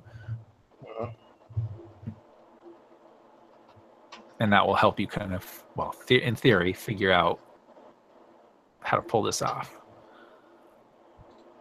Okay, wow. So triumph of success and 2 advantages. All right, so you definitely know that if you know, kind of based on your meanderings around Nar Shadda, you know that the way that these sort of areas of Nar Shadda are set up, it's largely in a grid pattern. So you know that probably 2 streets up, you're going to be able to hang a left, and it's going to, you know, like it'll basically be like an alleyway across the city. So you'd be able to connect with, hopefully getting in front of Zaya. And in fact, based on your sort of timing of it, you're like, okay, if we run, we're going to be able to make it and cut Zaya or cut Corte and her crew off before they get to their ship. And also, it's not, you know, there's an alley that is super seedy that they, the security probably wouldn't follow us down to that. That's Okay, yeah. My triumphant advantages for. Yeah, that's fine. I think that makes sense that you will at least temporarily, you know, lose the security that's chasing you. Yep. And so as you are sort of running through the streets here, you know, you'll see, you know, death stick dealers kind of peddling their wares in dark alleys, and, you know, people are knifing each other and getting into, you know, fist fights and gun fights and knife fights and all, you know, all kinds of stuff. You see down one alley as you pass, some, like, it almost looks like a street fight where people are like standing around and like betting. And you can see this like big human guy with like a cybernetic arm, you know, fighting this like Aqualish that, you know, and they're all like this ripped, you know, sort of leather vest, and, you know, all just nasty. I mean, it looks like Fight Club basically. And then, you know, you kind of turn down another street here, and you have like these street musicians that seem to be like performing this really weird sort of hypnotic melodic tune, and there's like dancers like out in the street just basically like dancing and partying, and you actually realize that like this is not just a bunch of revelry and people having fun. Like, this is sort of a show, and people are gonna like bid on the dancers to take them home, you know, so for some private entertainment later. So, you know, this is the city that you guys find yourselves in, right? It's, I mean, Obi-Wan was wrong when he said Mos Eisley was, you know, the most wretched hive of scum and villainy. Right. But these are Zaya's people. You know what I mean? Like, these are the people that Zaya deals with often. Yeah, exactly. So, this is not something at all weird or looks strange to Zaya in any way, shape, or form. So yeah, it's you know, she just kind of you know, slinks her way through, you know, with Hemi and Sasha in tow, and goes, "You're gonna see some wild shit, just as you do when you're with me. Just keep your head down and keep moving. It's the best idea." And that's correct. You do see all kinds of wild shit, and but you get to this point, and Zaya, you know that like you're maybe like a minute or two away from coming out on this intersection, and you can kind of gauge that if you time it right, you can probably catch them where you're either going to come out right in front of Corta and her companion, or even possibly crash into them if you want to. Okay. Yeah. Hey, Laz, you're still coming up that eastward alley, right? That's right. Okay. So we're gonna. Would you rather me crash into the cart, or would you rather me just beat them to the alley? I could crash in the cart and knock the cases over. No, don't do that. Don't do that. Just keep them distracted. You're a resourceful girl. You'll figure something out. Just keep them occupied. I can talk my way out of cuffs. You know that, there, buddy. Not all the time. I have done it before, you know. Anyways, so all right, yeah. So we're going to head them off rather than run into the rather than strike the cart. Yeah, absolutely. And so what are you gonna do? I mean, you like, are you gonna go out into the alleyway and just kind of stand there? Are you gonna try to make a scene? Like, what's your plan? My plan is that Hemi and I are going to make a distraction right in the middle of the alley. We're gonna have an argument over death sticks. All right, go for it. Play it out. Over what? Over drugs. Gotcha. You should know all about that, Hemi. All right, so so here you are, Zaya, standing in kind of the middle of this thing, presumably yelling at Hemi. So, like, what would you be saying? No, you owe me. No, you're wrong. No, you can't pay me. Hemi next is time. totally. You can't pay me next time. He's totally surprised and caught off guard. He didn't expect this at all, and he just goes. He's like, "I'm not saying anything to you." Hemi, you got it wrong. She's really dying under her breath. No, you don't.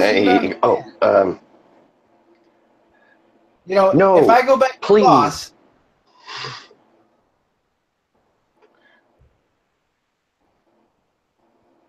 can you? And just as they're walking by, can you believe this guy? And Can you believe him? Corta sort of looks over at you and she says, "Look, I'm sorry, I don't have any time for your trouble right now. I got to get through here." No, I gotta ask you one question. Just one question. Okay. And she's like, "Look, I'm sorry, lady. I just don't have time."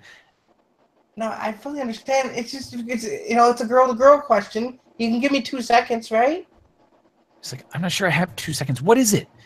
All right. Okay. So if a guy you were providing a service and he didn't want to pay it, how would you handle that? And she just looks at you like, "Why are you wasting my time?" And then she says, "Look, you take your blaster, you put it in his mouth, you pull the trigger, you take his credits, you're done with it." Oh. That sounds like a really good plan. Do you have a blaster I could use? No. And she starts like moving her way along.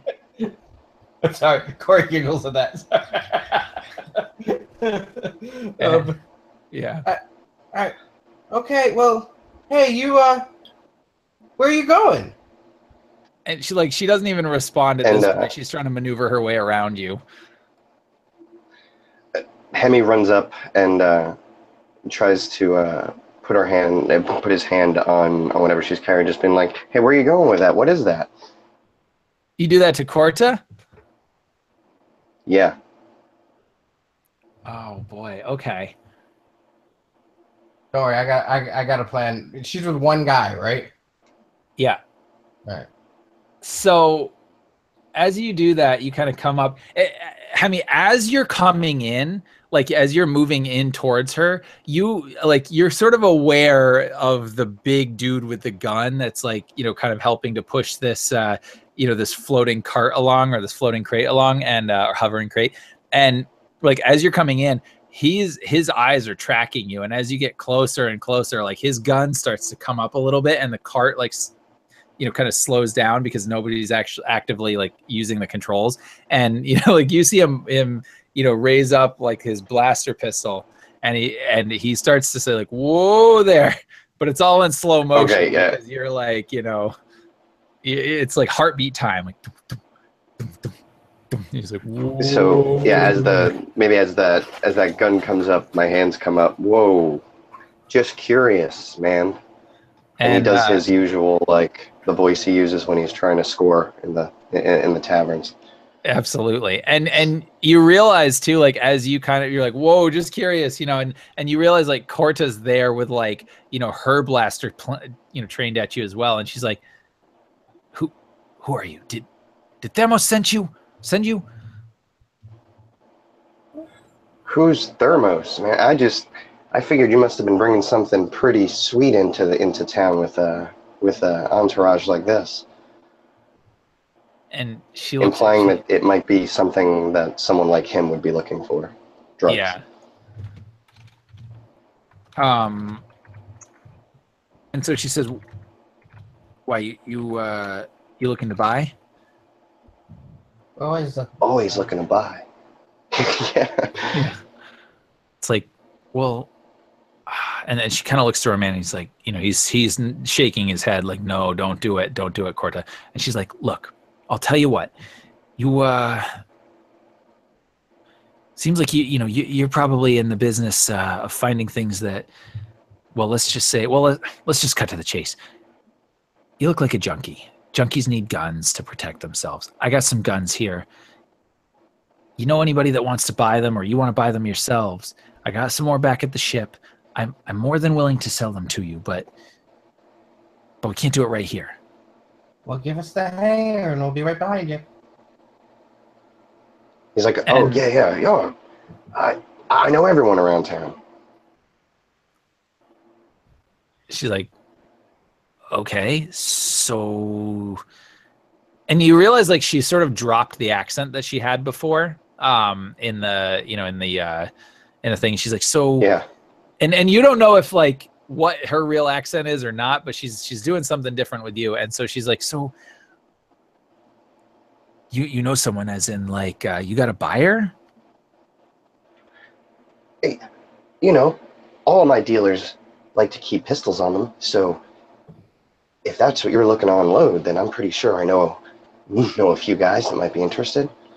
She's like, I mean... Mostly Trandoshans. Oh, man. And she looks at you and she's like, yeah, I don't think that your clientele is going to want what we have. I appreciate it, but listen, I got to go. And just at this moment, Laz, you kind of come up from behind them. And so like you're entering the alleyway and seeing this scene. And right now their backs are to you, but you've got, the big guy holding his gun at Hemi. And it looks like Corte might be talking to Hemi. But before you do that, what's the look on Zaya's face right now? She is looking like surprised that the junkie that she was selling drugs to, I'm using quotation fingers. Yep. Is trying to make a deal outside of what she was already trying to make a deal of. But she's turned her back kind of to them and is kind of looking at Sasha, who she can see over on the side. And then kind of turns around and sees Laz. Now Laz is armed, right? Yeah, you would actually see that Laz has a vibro knife pulled. Yeah. Okay. And so does Zaya. And she just kind of looks at the two of them and goes, "Well, you want to know something here, sweetie? I think that sounds like a great plan. Why don't we meet back at your ship, give us the slip number, and then we can make some deals. Me and this guy here, we know each other well. We definitely can offload your stuff, and he may know Trandoshans, but I know all kinds of different people. I'm telling you, I'm a very good contact for you to have. All right. I'm going to have you make a charm check for me here. Yep. Not a problem. Oh, man. I think... All right. It's going to be against... Oh, wow. Damn, she's good. It's going to be against 3 red. 3 red? All right. Can I use a point to change that? Yeah, well, so essentially what you would do, if you flip a point, it would upgrade your dice. All right, so yeah, not a problem. That will make that comes down to here. Comes down to here. Like that. Didn't I tell you? All right, and here we go. Damn, you're getting lucky. Yeah. Except that, well, not really, because you got a despair on there, but you got a success as well. Yeah, I got it. So I get a success. It's a success and actually 2 advantages. Yeah, and also despair. Okay. Yeah, despair. So you're successful. So she looks at you, and she says, "All right, fine. Yes, you look like you might know someone. We do need to offload this cargo. But I don't have pistols. They're blaster rifles, okay? But listen, Thamoss is going to come for us." And her accent is back a little bit at this point. And she says, "Thamoss will try to come for these. He will try to come for me. Meet me at the docking bay in the red light district. You And she gives you the slip number, just whatever random thing. And she says, "But you must hurry. I must offload this quick." And as she starts making her way out, like she's like basically done. She gave you the information. She's making her way, and then all of a sudden you hear this like woo woo woo, and down the alleyway, like coming into from another alleyway coming into this little spot here, you see a couple of speeder bikes, and then overhead you hear like the repulsor left, and you see these lights and whatever, and then this is the security that you had previously lost. They are now on you. And Corte's like, she's getting out of there. Despairs are a bitch. Yeah, apparently. All right. Well, with those, I don't know. What can I do with those 2 successes? Well, that's the advantage. Yeah. Yeah.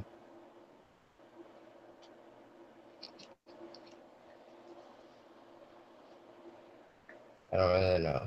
I mean, you could use it for just simply for gaining a boost dice on your next whatever your next check is going to be. Yeah, let's do that. Fine. Alrighty, excellent. And so as this is coming down, they're sort of about to crash down on you. What are you going to do? You've got basically 3 ways out of this alleyway. The way that Laz came from initially, right, which would lead you back into the market. You could potentially try to go right down the alleyway where the speeder bikes are coming, or you could kind of go out the way that that Corte and her man are going. Yeah, I say. I mean, I don't know. If I had a choice in it, I'd haul ass past Corte. Go out that way. That's the way Hemi's going. That's the way Laz is too, right? Like where he came out is that way. Yeah. So by following her, we'd be heading towards him. Yep. Then that's definitely the way Hemi's going. Okay. And as he passes, Laz, you know, he's like, come on. Unless he's already shooting her. No, Laz was kind of waiting for the opportune time to maybe try and ambush him or something, and then the security showed up, and he probably cussed under his breath and put the vibro knife back into like a little holster on his belt, and would probably just start heading. Wait for y'all to pass him, so he's kind of taking up the rear, and then follow y'all. All right. I'm sorry. I'm a little confused though. Where is Sasha? Yeah. It's a good question. Where is Sasha? She was right with you guys, but Muted, so you can Oh, sort of right. name it wherever you are. that's it. Uh-oh. Did Chris freeze? Yeah, I think she's frozen. Oh, no. And if you're putting up a timer, that's an hour of time, buddy. Yep, it is, because we've got about an hour left. Okay. So I'm just putting up an actual timer. I'm going to assume that Sasha is there with you and that she will be following with you guys. Yeah, I would assume so. So all right, so you guys are going to head down the alley the same way that that Corte and her companion went? Yep. Okay. And are you going to just like try to get past them, or what are you going to do? Yeah, I mean, personally, I think we should try to put them in between us and the security. Okay. And now we have 2 Chris's. Yay! Whoa, that's so weird. Did you guys get any of that before I dropped out? No. No. Okay. So I was saying that Sasha would have been, I would have just hung back while the negotiations were going on to see where things were going to end up. And then as you headed the same direction as Corte, I would just follow everybody. And I'm looking at this point for a speeder or something to disrupt the guys on their speeders. Okay. You're trying to pull the oil trick again, basically? Maybe that, or if there's, yeah, something might like crash something that we could throw in their way, or I don't know. Those are kind of, they skim the ground, right? They're landing on a motorcycle, but they're Yeah. high, right? Yeah. So, There is a air speeder that's coming in above you, but yeah, the two sort of speeder bikes, yeah, they would be skimming along the surface of the alleyway. okay. And then we've got the overhead one too. That's right. Okay. Yeah, definitely. Now, as they're closing in, though, they're not like firing at you. I mean, you can see that these guys have pistols. You can see that, whatever, but nobody's started firing yet. Which in this town, like if they want you dead, they're just going to start shooting. Yeah. So Okay. they haven't started shooting at you. However, That's not basically you realize that like where you're at in this alley, this is sort of like a bit of an industrial part of the city. And so, there would be like some, sort of like garbage dumpsters, and there would be like debris and stuff. And you might be able to, to kind of throw that in their way, but they can change elevation a little bit. So they could probably kind of get up over it. But I mean, you do still have a destiny point if you can think of something that you'd want to use that could help with that. The other thing is, the most immediate thing that comes to mind is, Corte has a crate full of blaster pistols there. So, or blaster rifles. Yeah. Right. Blasters can be set to stun, right? They can. So Sasha's gonna run up and take the lock of the crate and pull out a blaster. You're gonna try to pull a blaster out of Corte Voss's crate. Yep. Yeah, and I'm gonna help her with that by going, "Hey, darling, you know, for us to be able to know that we're gonna be able to move this product, you know, we got some company tailing us, and we'd just like to make sure that they know that we mean business." And I think you'll just hear him. Oh, sorry. no, go ahead. Go ahead. I think Hemi would just shout out, "Cut the crap! They're gonna kill us! Give us the blasters and let's shoot them!" I love Emmy. And So she blatant.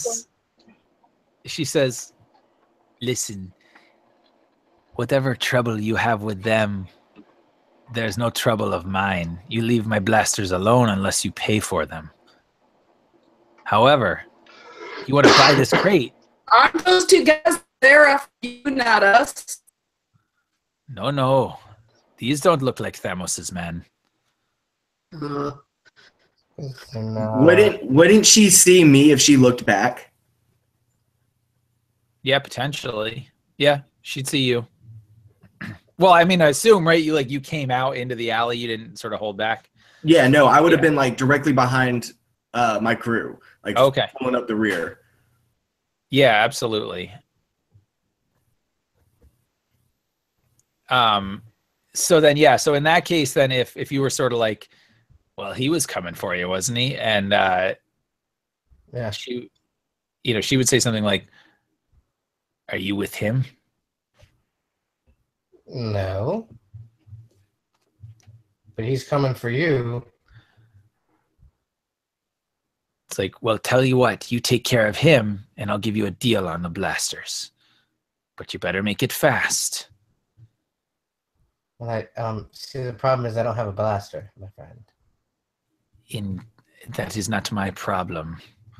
You take care of him, we get out of here, but you better do it quick because it looks like those speeder bikes are coming in fast. They certainly are. And yeah, Zaya would absolutely rush right up to where Laz is and go, "You gotta play dead." and come up and make it like she stabs him right in the gut. So actually, Sasha jumps up on top of the crate thing, and then makes a jump for. There must be a ladder or something hanging on the. If it's an industrial area, right? There's got to be ladders and stuff going up the buildings. Yep. Or loading dock or. Yeah, I would say definitely. There's probably some like a ladder up to like an alleyway or whatever. Yeah, so she's gonna make a play for that, and then use the butt end of her rifle to try to knock one of the guys off his speeder. Yep. Oh, Right. sweet. Yeah. Okay. All right, so do this for me. First, go ahead and make an athletics roll for me against just a difficulty of 2. Okay. What I'm going to say, though, is I'll give you a boost as well because, there's a lot of things in the way. But And I left that over too. what's that? I left one over as well. Oh, all right, sure. So take 2 boosts then, but I'm going to upgrade it as well. So it's going to be 1 purple and 1 red. Oops. Okay. 1 purple, 1 red. Yep. Okay. Athletic with 2 boosts. Oh, wow. Ouch. Okay. Don't those kind of cancel each other out though? No, the success and the failure that would come from those dice cancel out, but no. So, oh my God, I love it when you have both a triumph and a despair. Right? All right, so we resolve the successes and the failures first. So you fail to do that. So what's happening is the alleyway is just a little bit too narrow. You try to jump up, but with the speed that they're coming in, and with the distraction that that Laz and Zaya are creating. You just sort of like, well, and you kind of make your way like halfway up the ladder, but like you're not really in a position to be able to like shoot or hit them. You had to put your rifle back on your back to be able to do it. Okay. But what do you have any ideas on how you want to use that triumph? Not a clue. Okay. No. So one of the things I was thinking is you could potentially use that triumph to basically like climb up a little ways and then like leap over onto a catwalk on the opposite side of the alleyway. I like it. Uh-huh. I like it. Yeah, that sounds good. So I'll do that. Okay. And as you do that, you leap over there, right? And you kind of, you get your footing for just a minute. And then I would imagine like you would see this like grin on Sasha's face as she's like, yes, I just did that. And then you hear this, and then, and the catwalk, the part that you were just like jumped on, like separates from the wall, and it's, and the whole thing starts to, and you basically are like hanging there. And you kind of like pull yourself up a little bit. You think that you could probably make it on your next turn if you're lucky. But right now you're basically hanging almost like one-armed from this catwalk. But you are currently out of, the sort of range and the notice of, of the speeder crew. So did the catwalk fall to the ground? Nope. Okay. It just separated, so half of it is still hanging where it was, and the other half is basically slammed against the wall, and then she's sort of like, whoa, holding on for dear life. And are they shooting from like a distance? Like, have they like come up onto us yet? So they're not shooting at all yet, but at this point, the speeder bikes were coming down the alley. You could see them. They're probably a few seconds from closing in. But above you, above the alleyway, was basically like an air speeder that was like, kind of lowering down over the top of you guys. So, what happened to the air speeder you guys arrived to the casino in? Why don't we just take that? Anyways, yeah, you ditched it.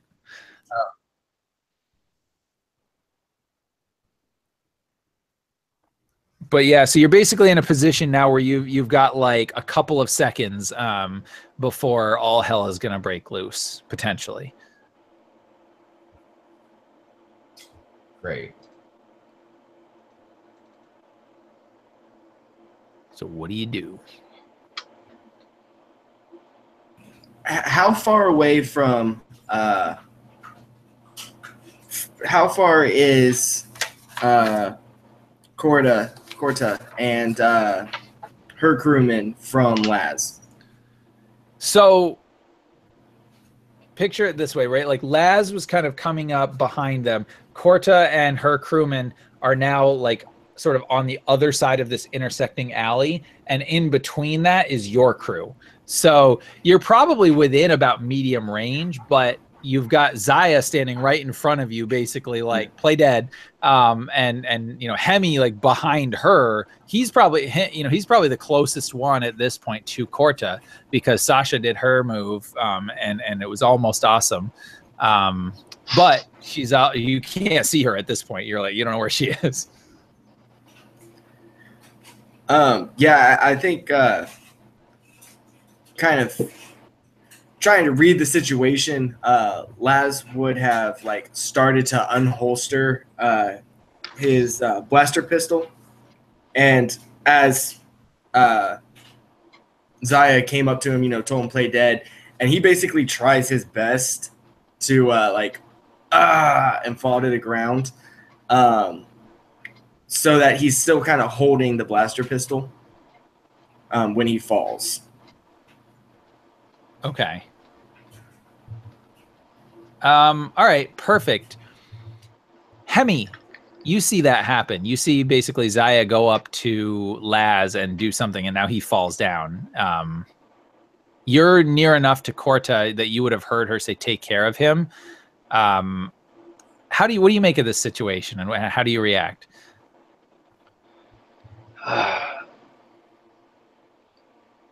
I don't know. I'm pretty sure we know each other well enough that I would know that something was going on, and then it wasn't what it looked like. So I don't think he would freak out. But I think he would just kind of make a scene of it, though. He would kind of like raise his hands up, and he would kind of take the opportunity to take like 1 or 2 steps closer to Corta and the case, and he would just go like, "Oh, Kark, what is she doing?" Okay, awesome. So you're sort of like bringing you're stepping back towards the security that's chasing you. I love it. This is great. Oh, no, I'm sorry. No. I'm sorry. Not. I thought Corta was still right there. Oh, I'm sorry. You were interacting with Corta? Well, I wasn't. Yeah, I was just trying to like put on a show for her and take like a few steps closer to her case, which I assume is what Zaya's trying to get her hands on. Yeah, well, at this point, Zaya has sort of like gone over and engaged Laz, but yeah, that's fine. You sort of come in and you're like, "Oh my God, what are my people doing?" And Corta is just looking at you and just like shaking her head, and she's like, "Listen, if you truly do know someone who will buy these from us, come with me now. It seems your crew are not very competent. Perhaps you would like to run with someone who is more competent." And Hemi would kind of look back towards the crew, and he would look over to her and just be like, "Yeah, those people are crazy." And I don't know what this would be, but he's trying to make a show of this, a little bit of sleight of hand or something like that, but he's pretending to take his comm that he shares with them out of his ear, and like throw it down and step on it. But in reality, he's trying to switch out just like some random electronic junk that he carries with him in his slicer pack. Sure. Yeah. Go ahead and make a skullduggery check for me. Okay.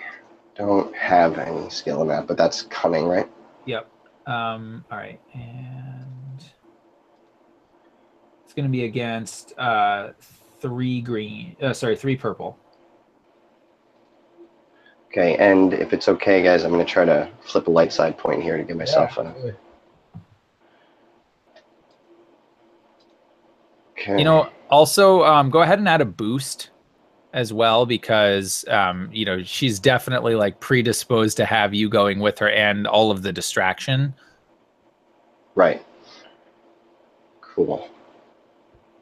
All right. That's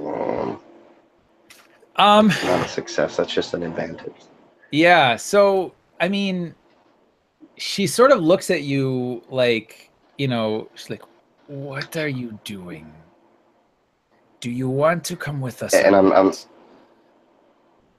with you. Good, then let us go.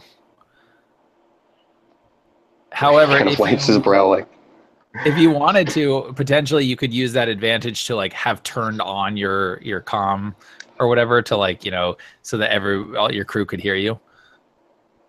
Yeah, and I'll put it kind of in my bag, not out in the open. Okay. As I walk. All right. She's like, "Very good. Then let us get out of here. Those people look dangerous." And unstable. I call them unstable. Indeed. And so, yeah, you would sort of head with them. And the way that they sort of position it is, her companion is kind of on the controls for the the little like hover sled, but she stays like behind you. So it's basically insisting that you walk in front of her so she can watch you. All right, so Laz is playing dead. Sasha's hanging for dear life. Zaya, you've just convinced Laz to play dead, and it's at this point now that the speeder bikes kind of come into the alley and they make it to you, and there's just enough, like they can't get around you. They sort of are like, you know, they're two abreast and they're just like hovering there, waiting, and you can hear above you, and then you start to feel the, you know, that like vibration and whatever of the repulsors as the speeder car is kind of trying to come down behind you. Yep. What do you do?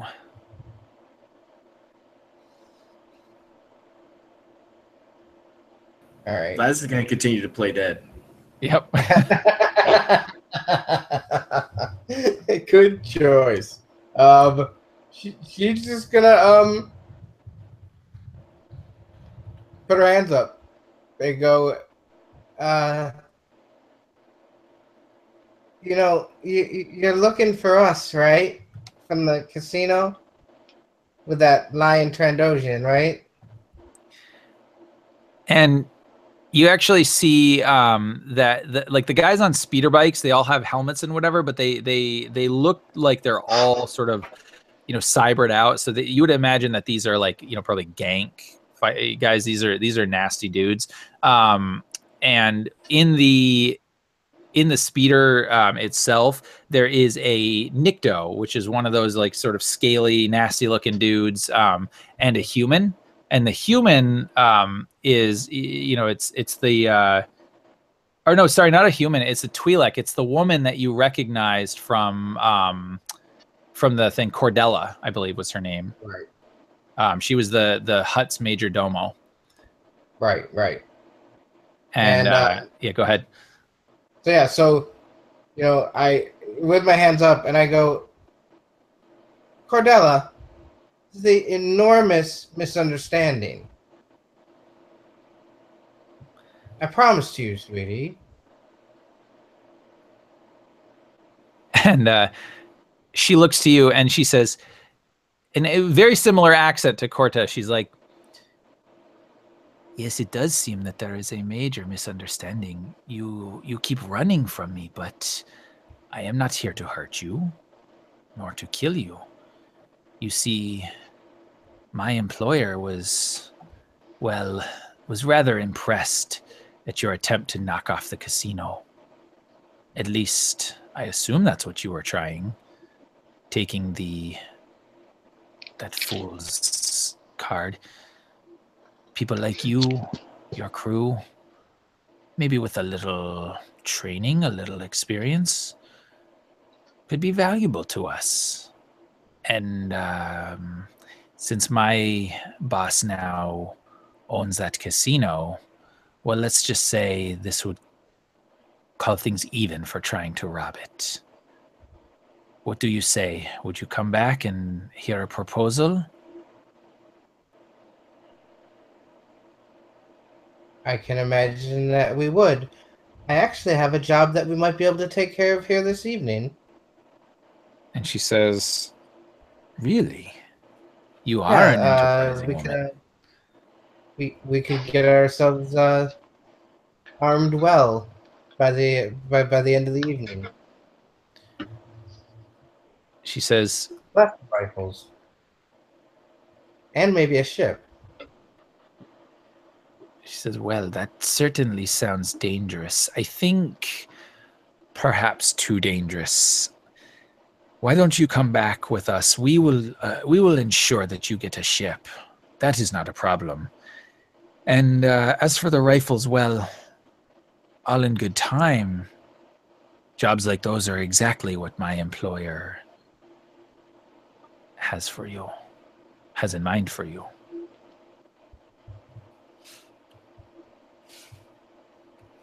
Hey, dead guy, get up.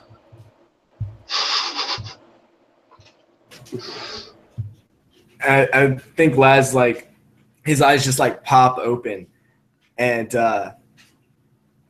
he just like sits up, like he's doing like he's doing a sit up. No arms. He just like rises from the dead, and just gives this like stare at Zaya, calling her very nasty names in his mind. Yeah. And then while he's still kind of sitting on the ground, tries to like slide the blaster into the holster. And as that happens, Sasha, you are still hanging up above this whole scene. You have yourself in a position where you don't feel like you're gonna fall, although you're not sure the structural integrity of this catwalk anymore. But you could probably pull yourself up if you wanted to up until the next level. But you would have no idea what's going on down below. The only thing is you can see that nobody's getting shot and that Laz appears to be getting up and Hemi is gone. Yeah, I would absolutely try to pull myself up and then maybe make my way hopefully across the catwalk to just observe and see if I can figure out what's going on. Okay. So you would probably be a little bit too high up to hear necessarily with the sounds of the city and with the repulsor engines going on and the speeder bikes. But you could certainly perch up there and, at least get kind of a scope, through your, or view through your scope on your rifle. But yeah. Great. Yeah. And I'll open my comm to see. I mean, I don't know how they work. Do they only work one way? Like if I open it, I can open it so I can hear what they're talking about, right? Yeah, I mean, I would say, well, so right now, like Hemi is broadcasting his, so you would have to probably change frequency, but like when you kind of activate your comm, the first thing you would get would be Hemi's open signal. And I would presume it's like a one-way signal right now, so he's just like broadcasting what he's hearing. But yeah, like if you wanted to, you could sort of flip the signal potentially, but you assume that if you're hearing that, your companions will hear it too if they turned on there. Great. So yeah, I'll do that, and then just watch through my scope and see, watch for a signal. I'm sure as a group we'd have some sort of signal that Zaya would give when she wants us to stand down or whatever. So yeah, and Zaya, what is that signal? It's a hand up with a number 2. Okay. Cool. So and knowing that we can do that, I switched to the other signal. So we're not, it's not in the open channel. And I go, Sasha, come on down, girl. It's a way different situation than we thought. I didn't catch. I heard Sasha, and then I missed something after that. Yeah, I said, come on down, girl. It's way different than we thought. All right. So I guess I start making my way down. Yeah, and I looked at her and I said, one of my people is up above. She's going to be making her way down. It's okay. But we have one last problem. We started working this job, and one of my people is working it right now. Gotta go get my man. And she says, yes, the blue fellow, indeed. The Duros, well. Go collect and your he's man. our computer guy, and quite good, actually. She says, yes, indeed. We saw, or I should say, did not see traces of his handiwork at the casino. He did quite impress us. Yes, fine. Go find your man. Meet us back at the Golden Gundark tonight, sundown. And sundown is a bit of a weird term in Nar Shadda because, yes, the sun rises and falls, but you can't hardly tell from all of the smog and pollution and the neon and chrome. But your chronos would give you kind of an idea of Okay, where so to meet them. Where do we meet? Back at the casino, the Golden Gundark. Is there a specific spot, room? No, you just enter the lobby and we will take care of the rest. Sounds like a plan. Did you find that poor soul I planted a card on? He's been taken care of. I hope you didn't kill him. He was just a little rodent. I had to get rid of it. You can understand. Yes, we can understand. Do not worry yourself over our methods. If you want the job and you want forgiveness, you will meet us tonight. We do. And I turn around and look at Laz and Sasha. We like jobs. Most of all, we like forgiveness. Awesome. And I actually think that's a good place to end it for the night. So I think that is hilarious.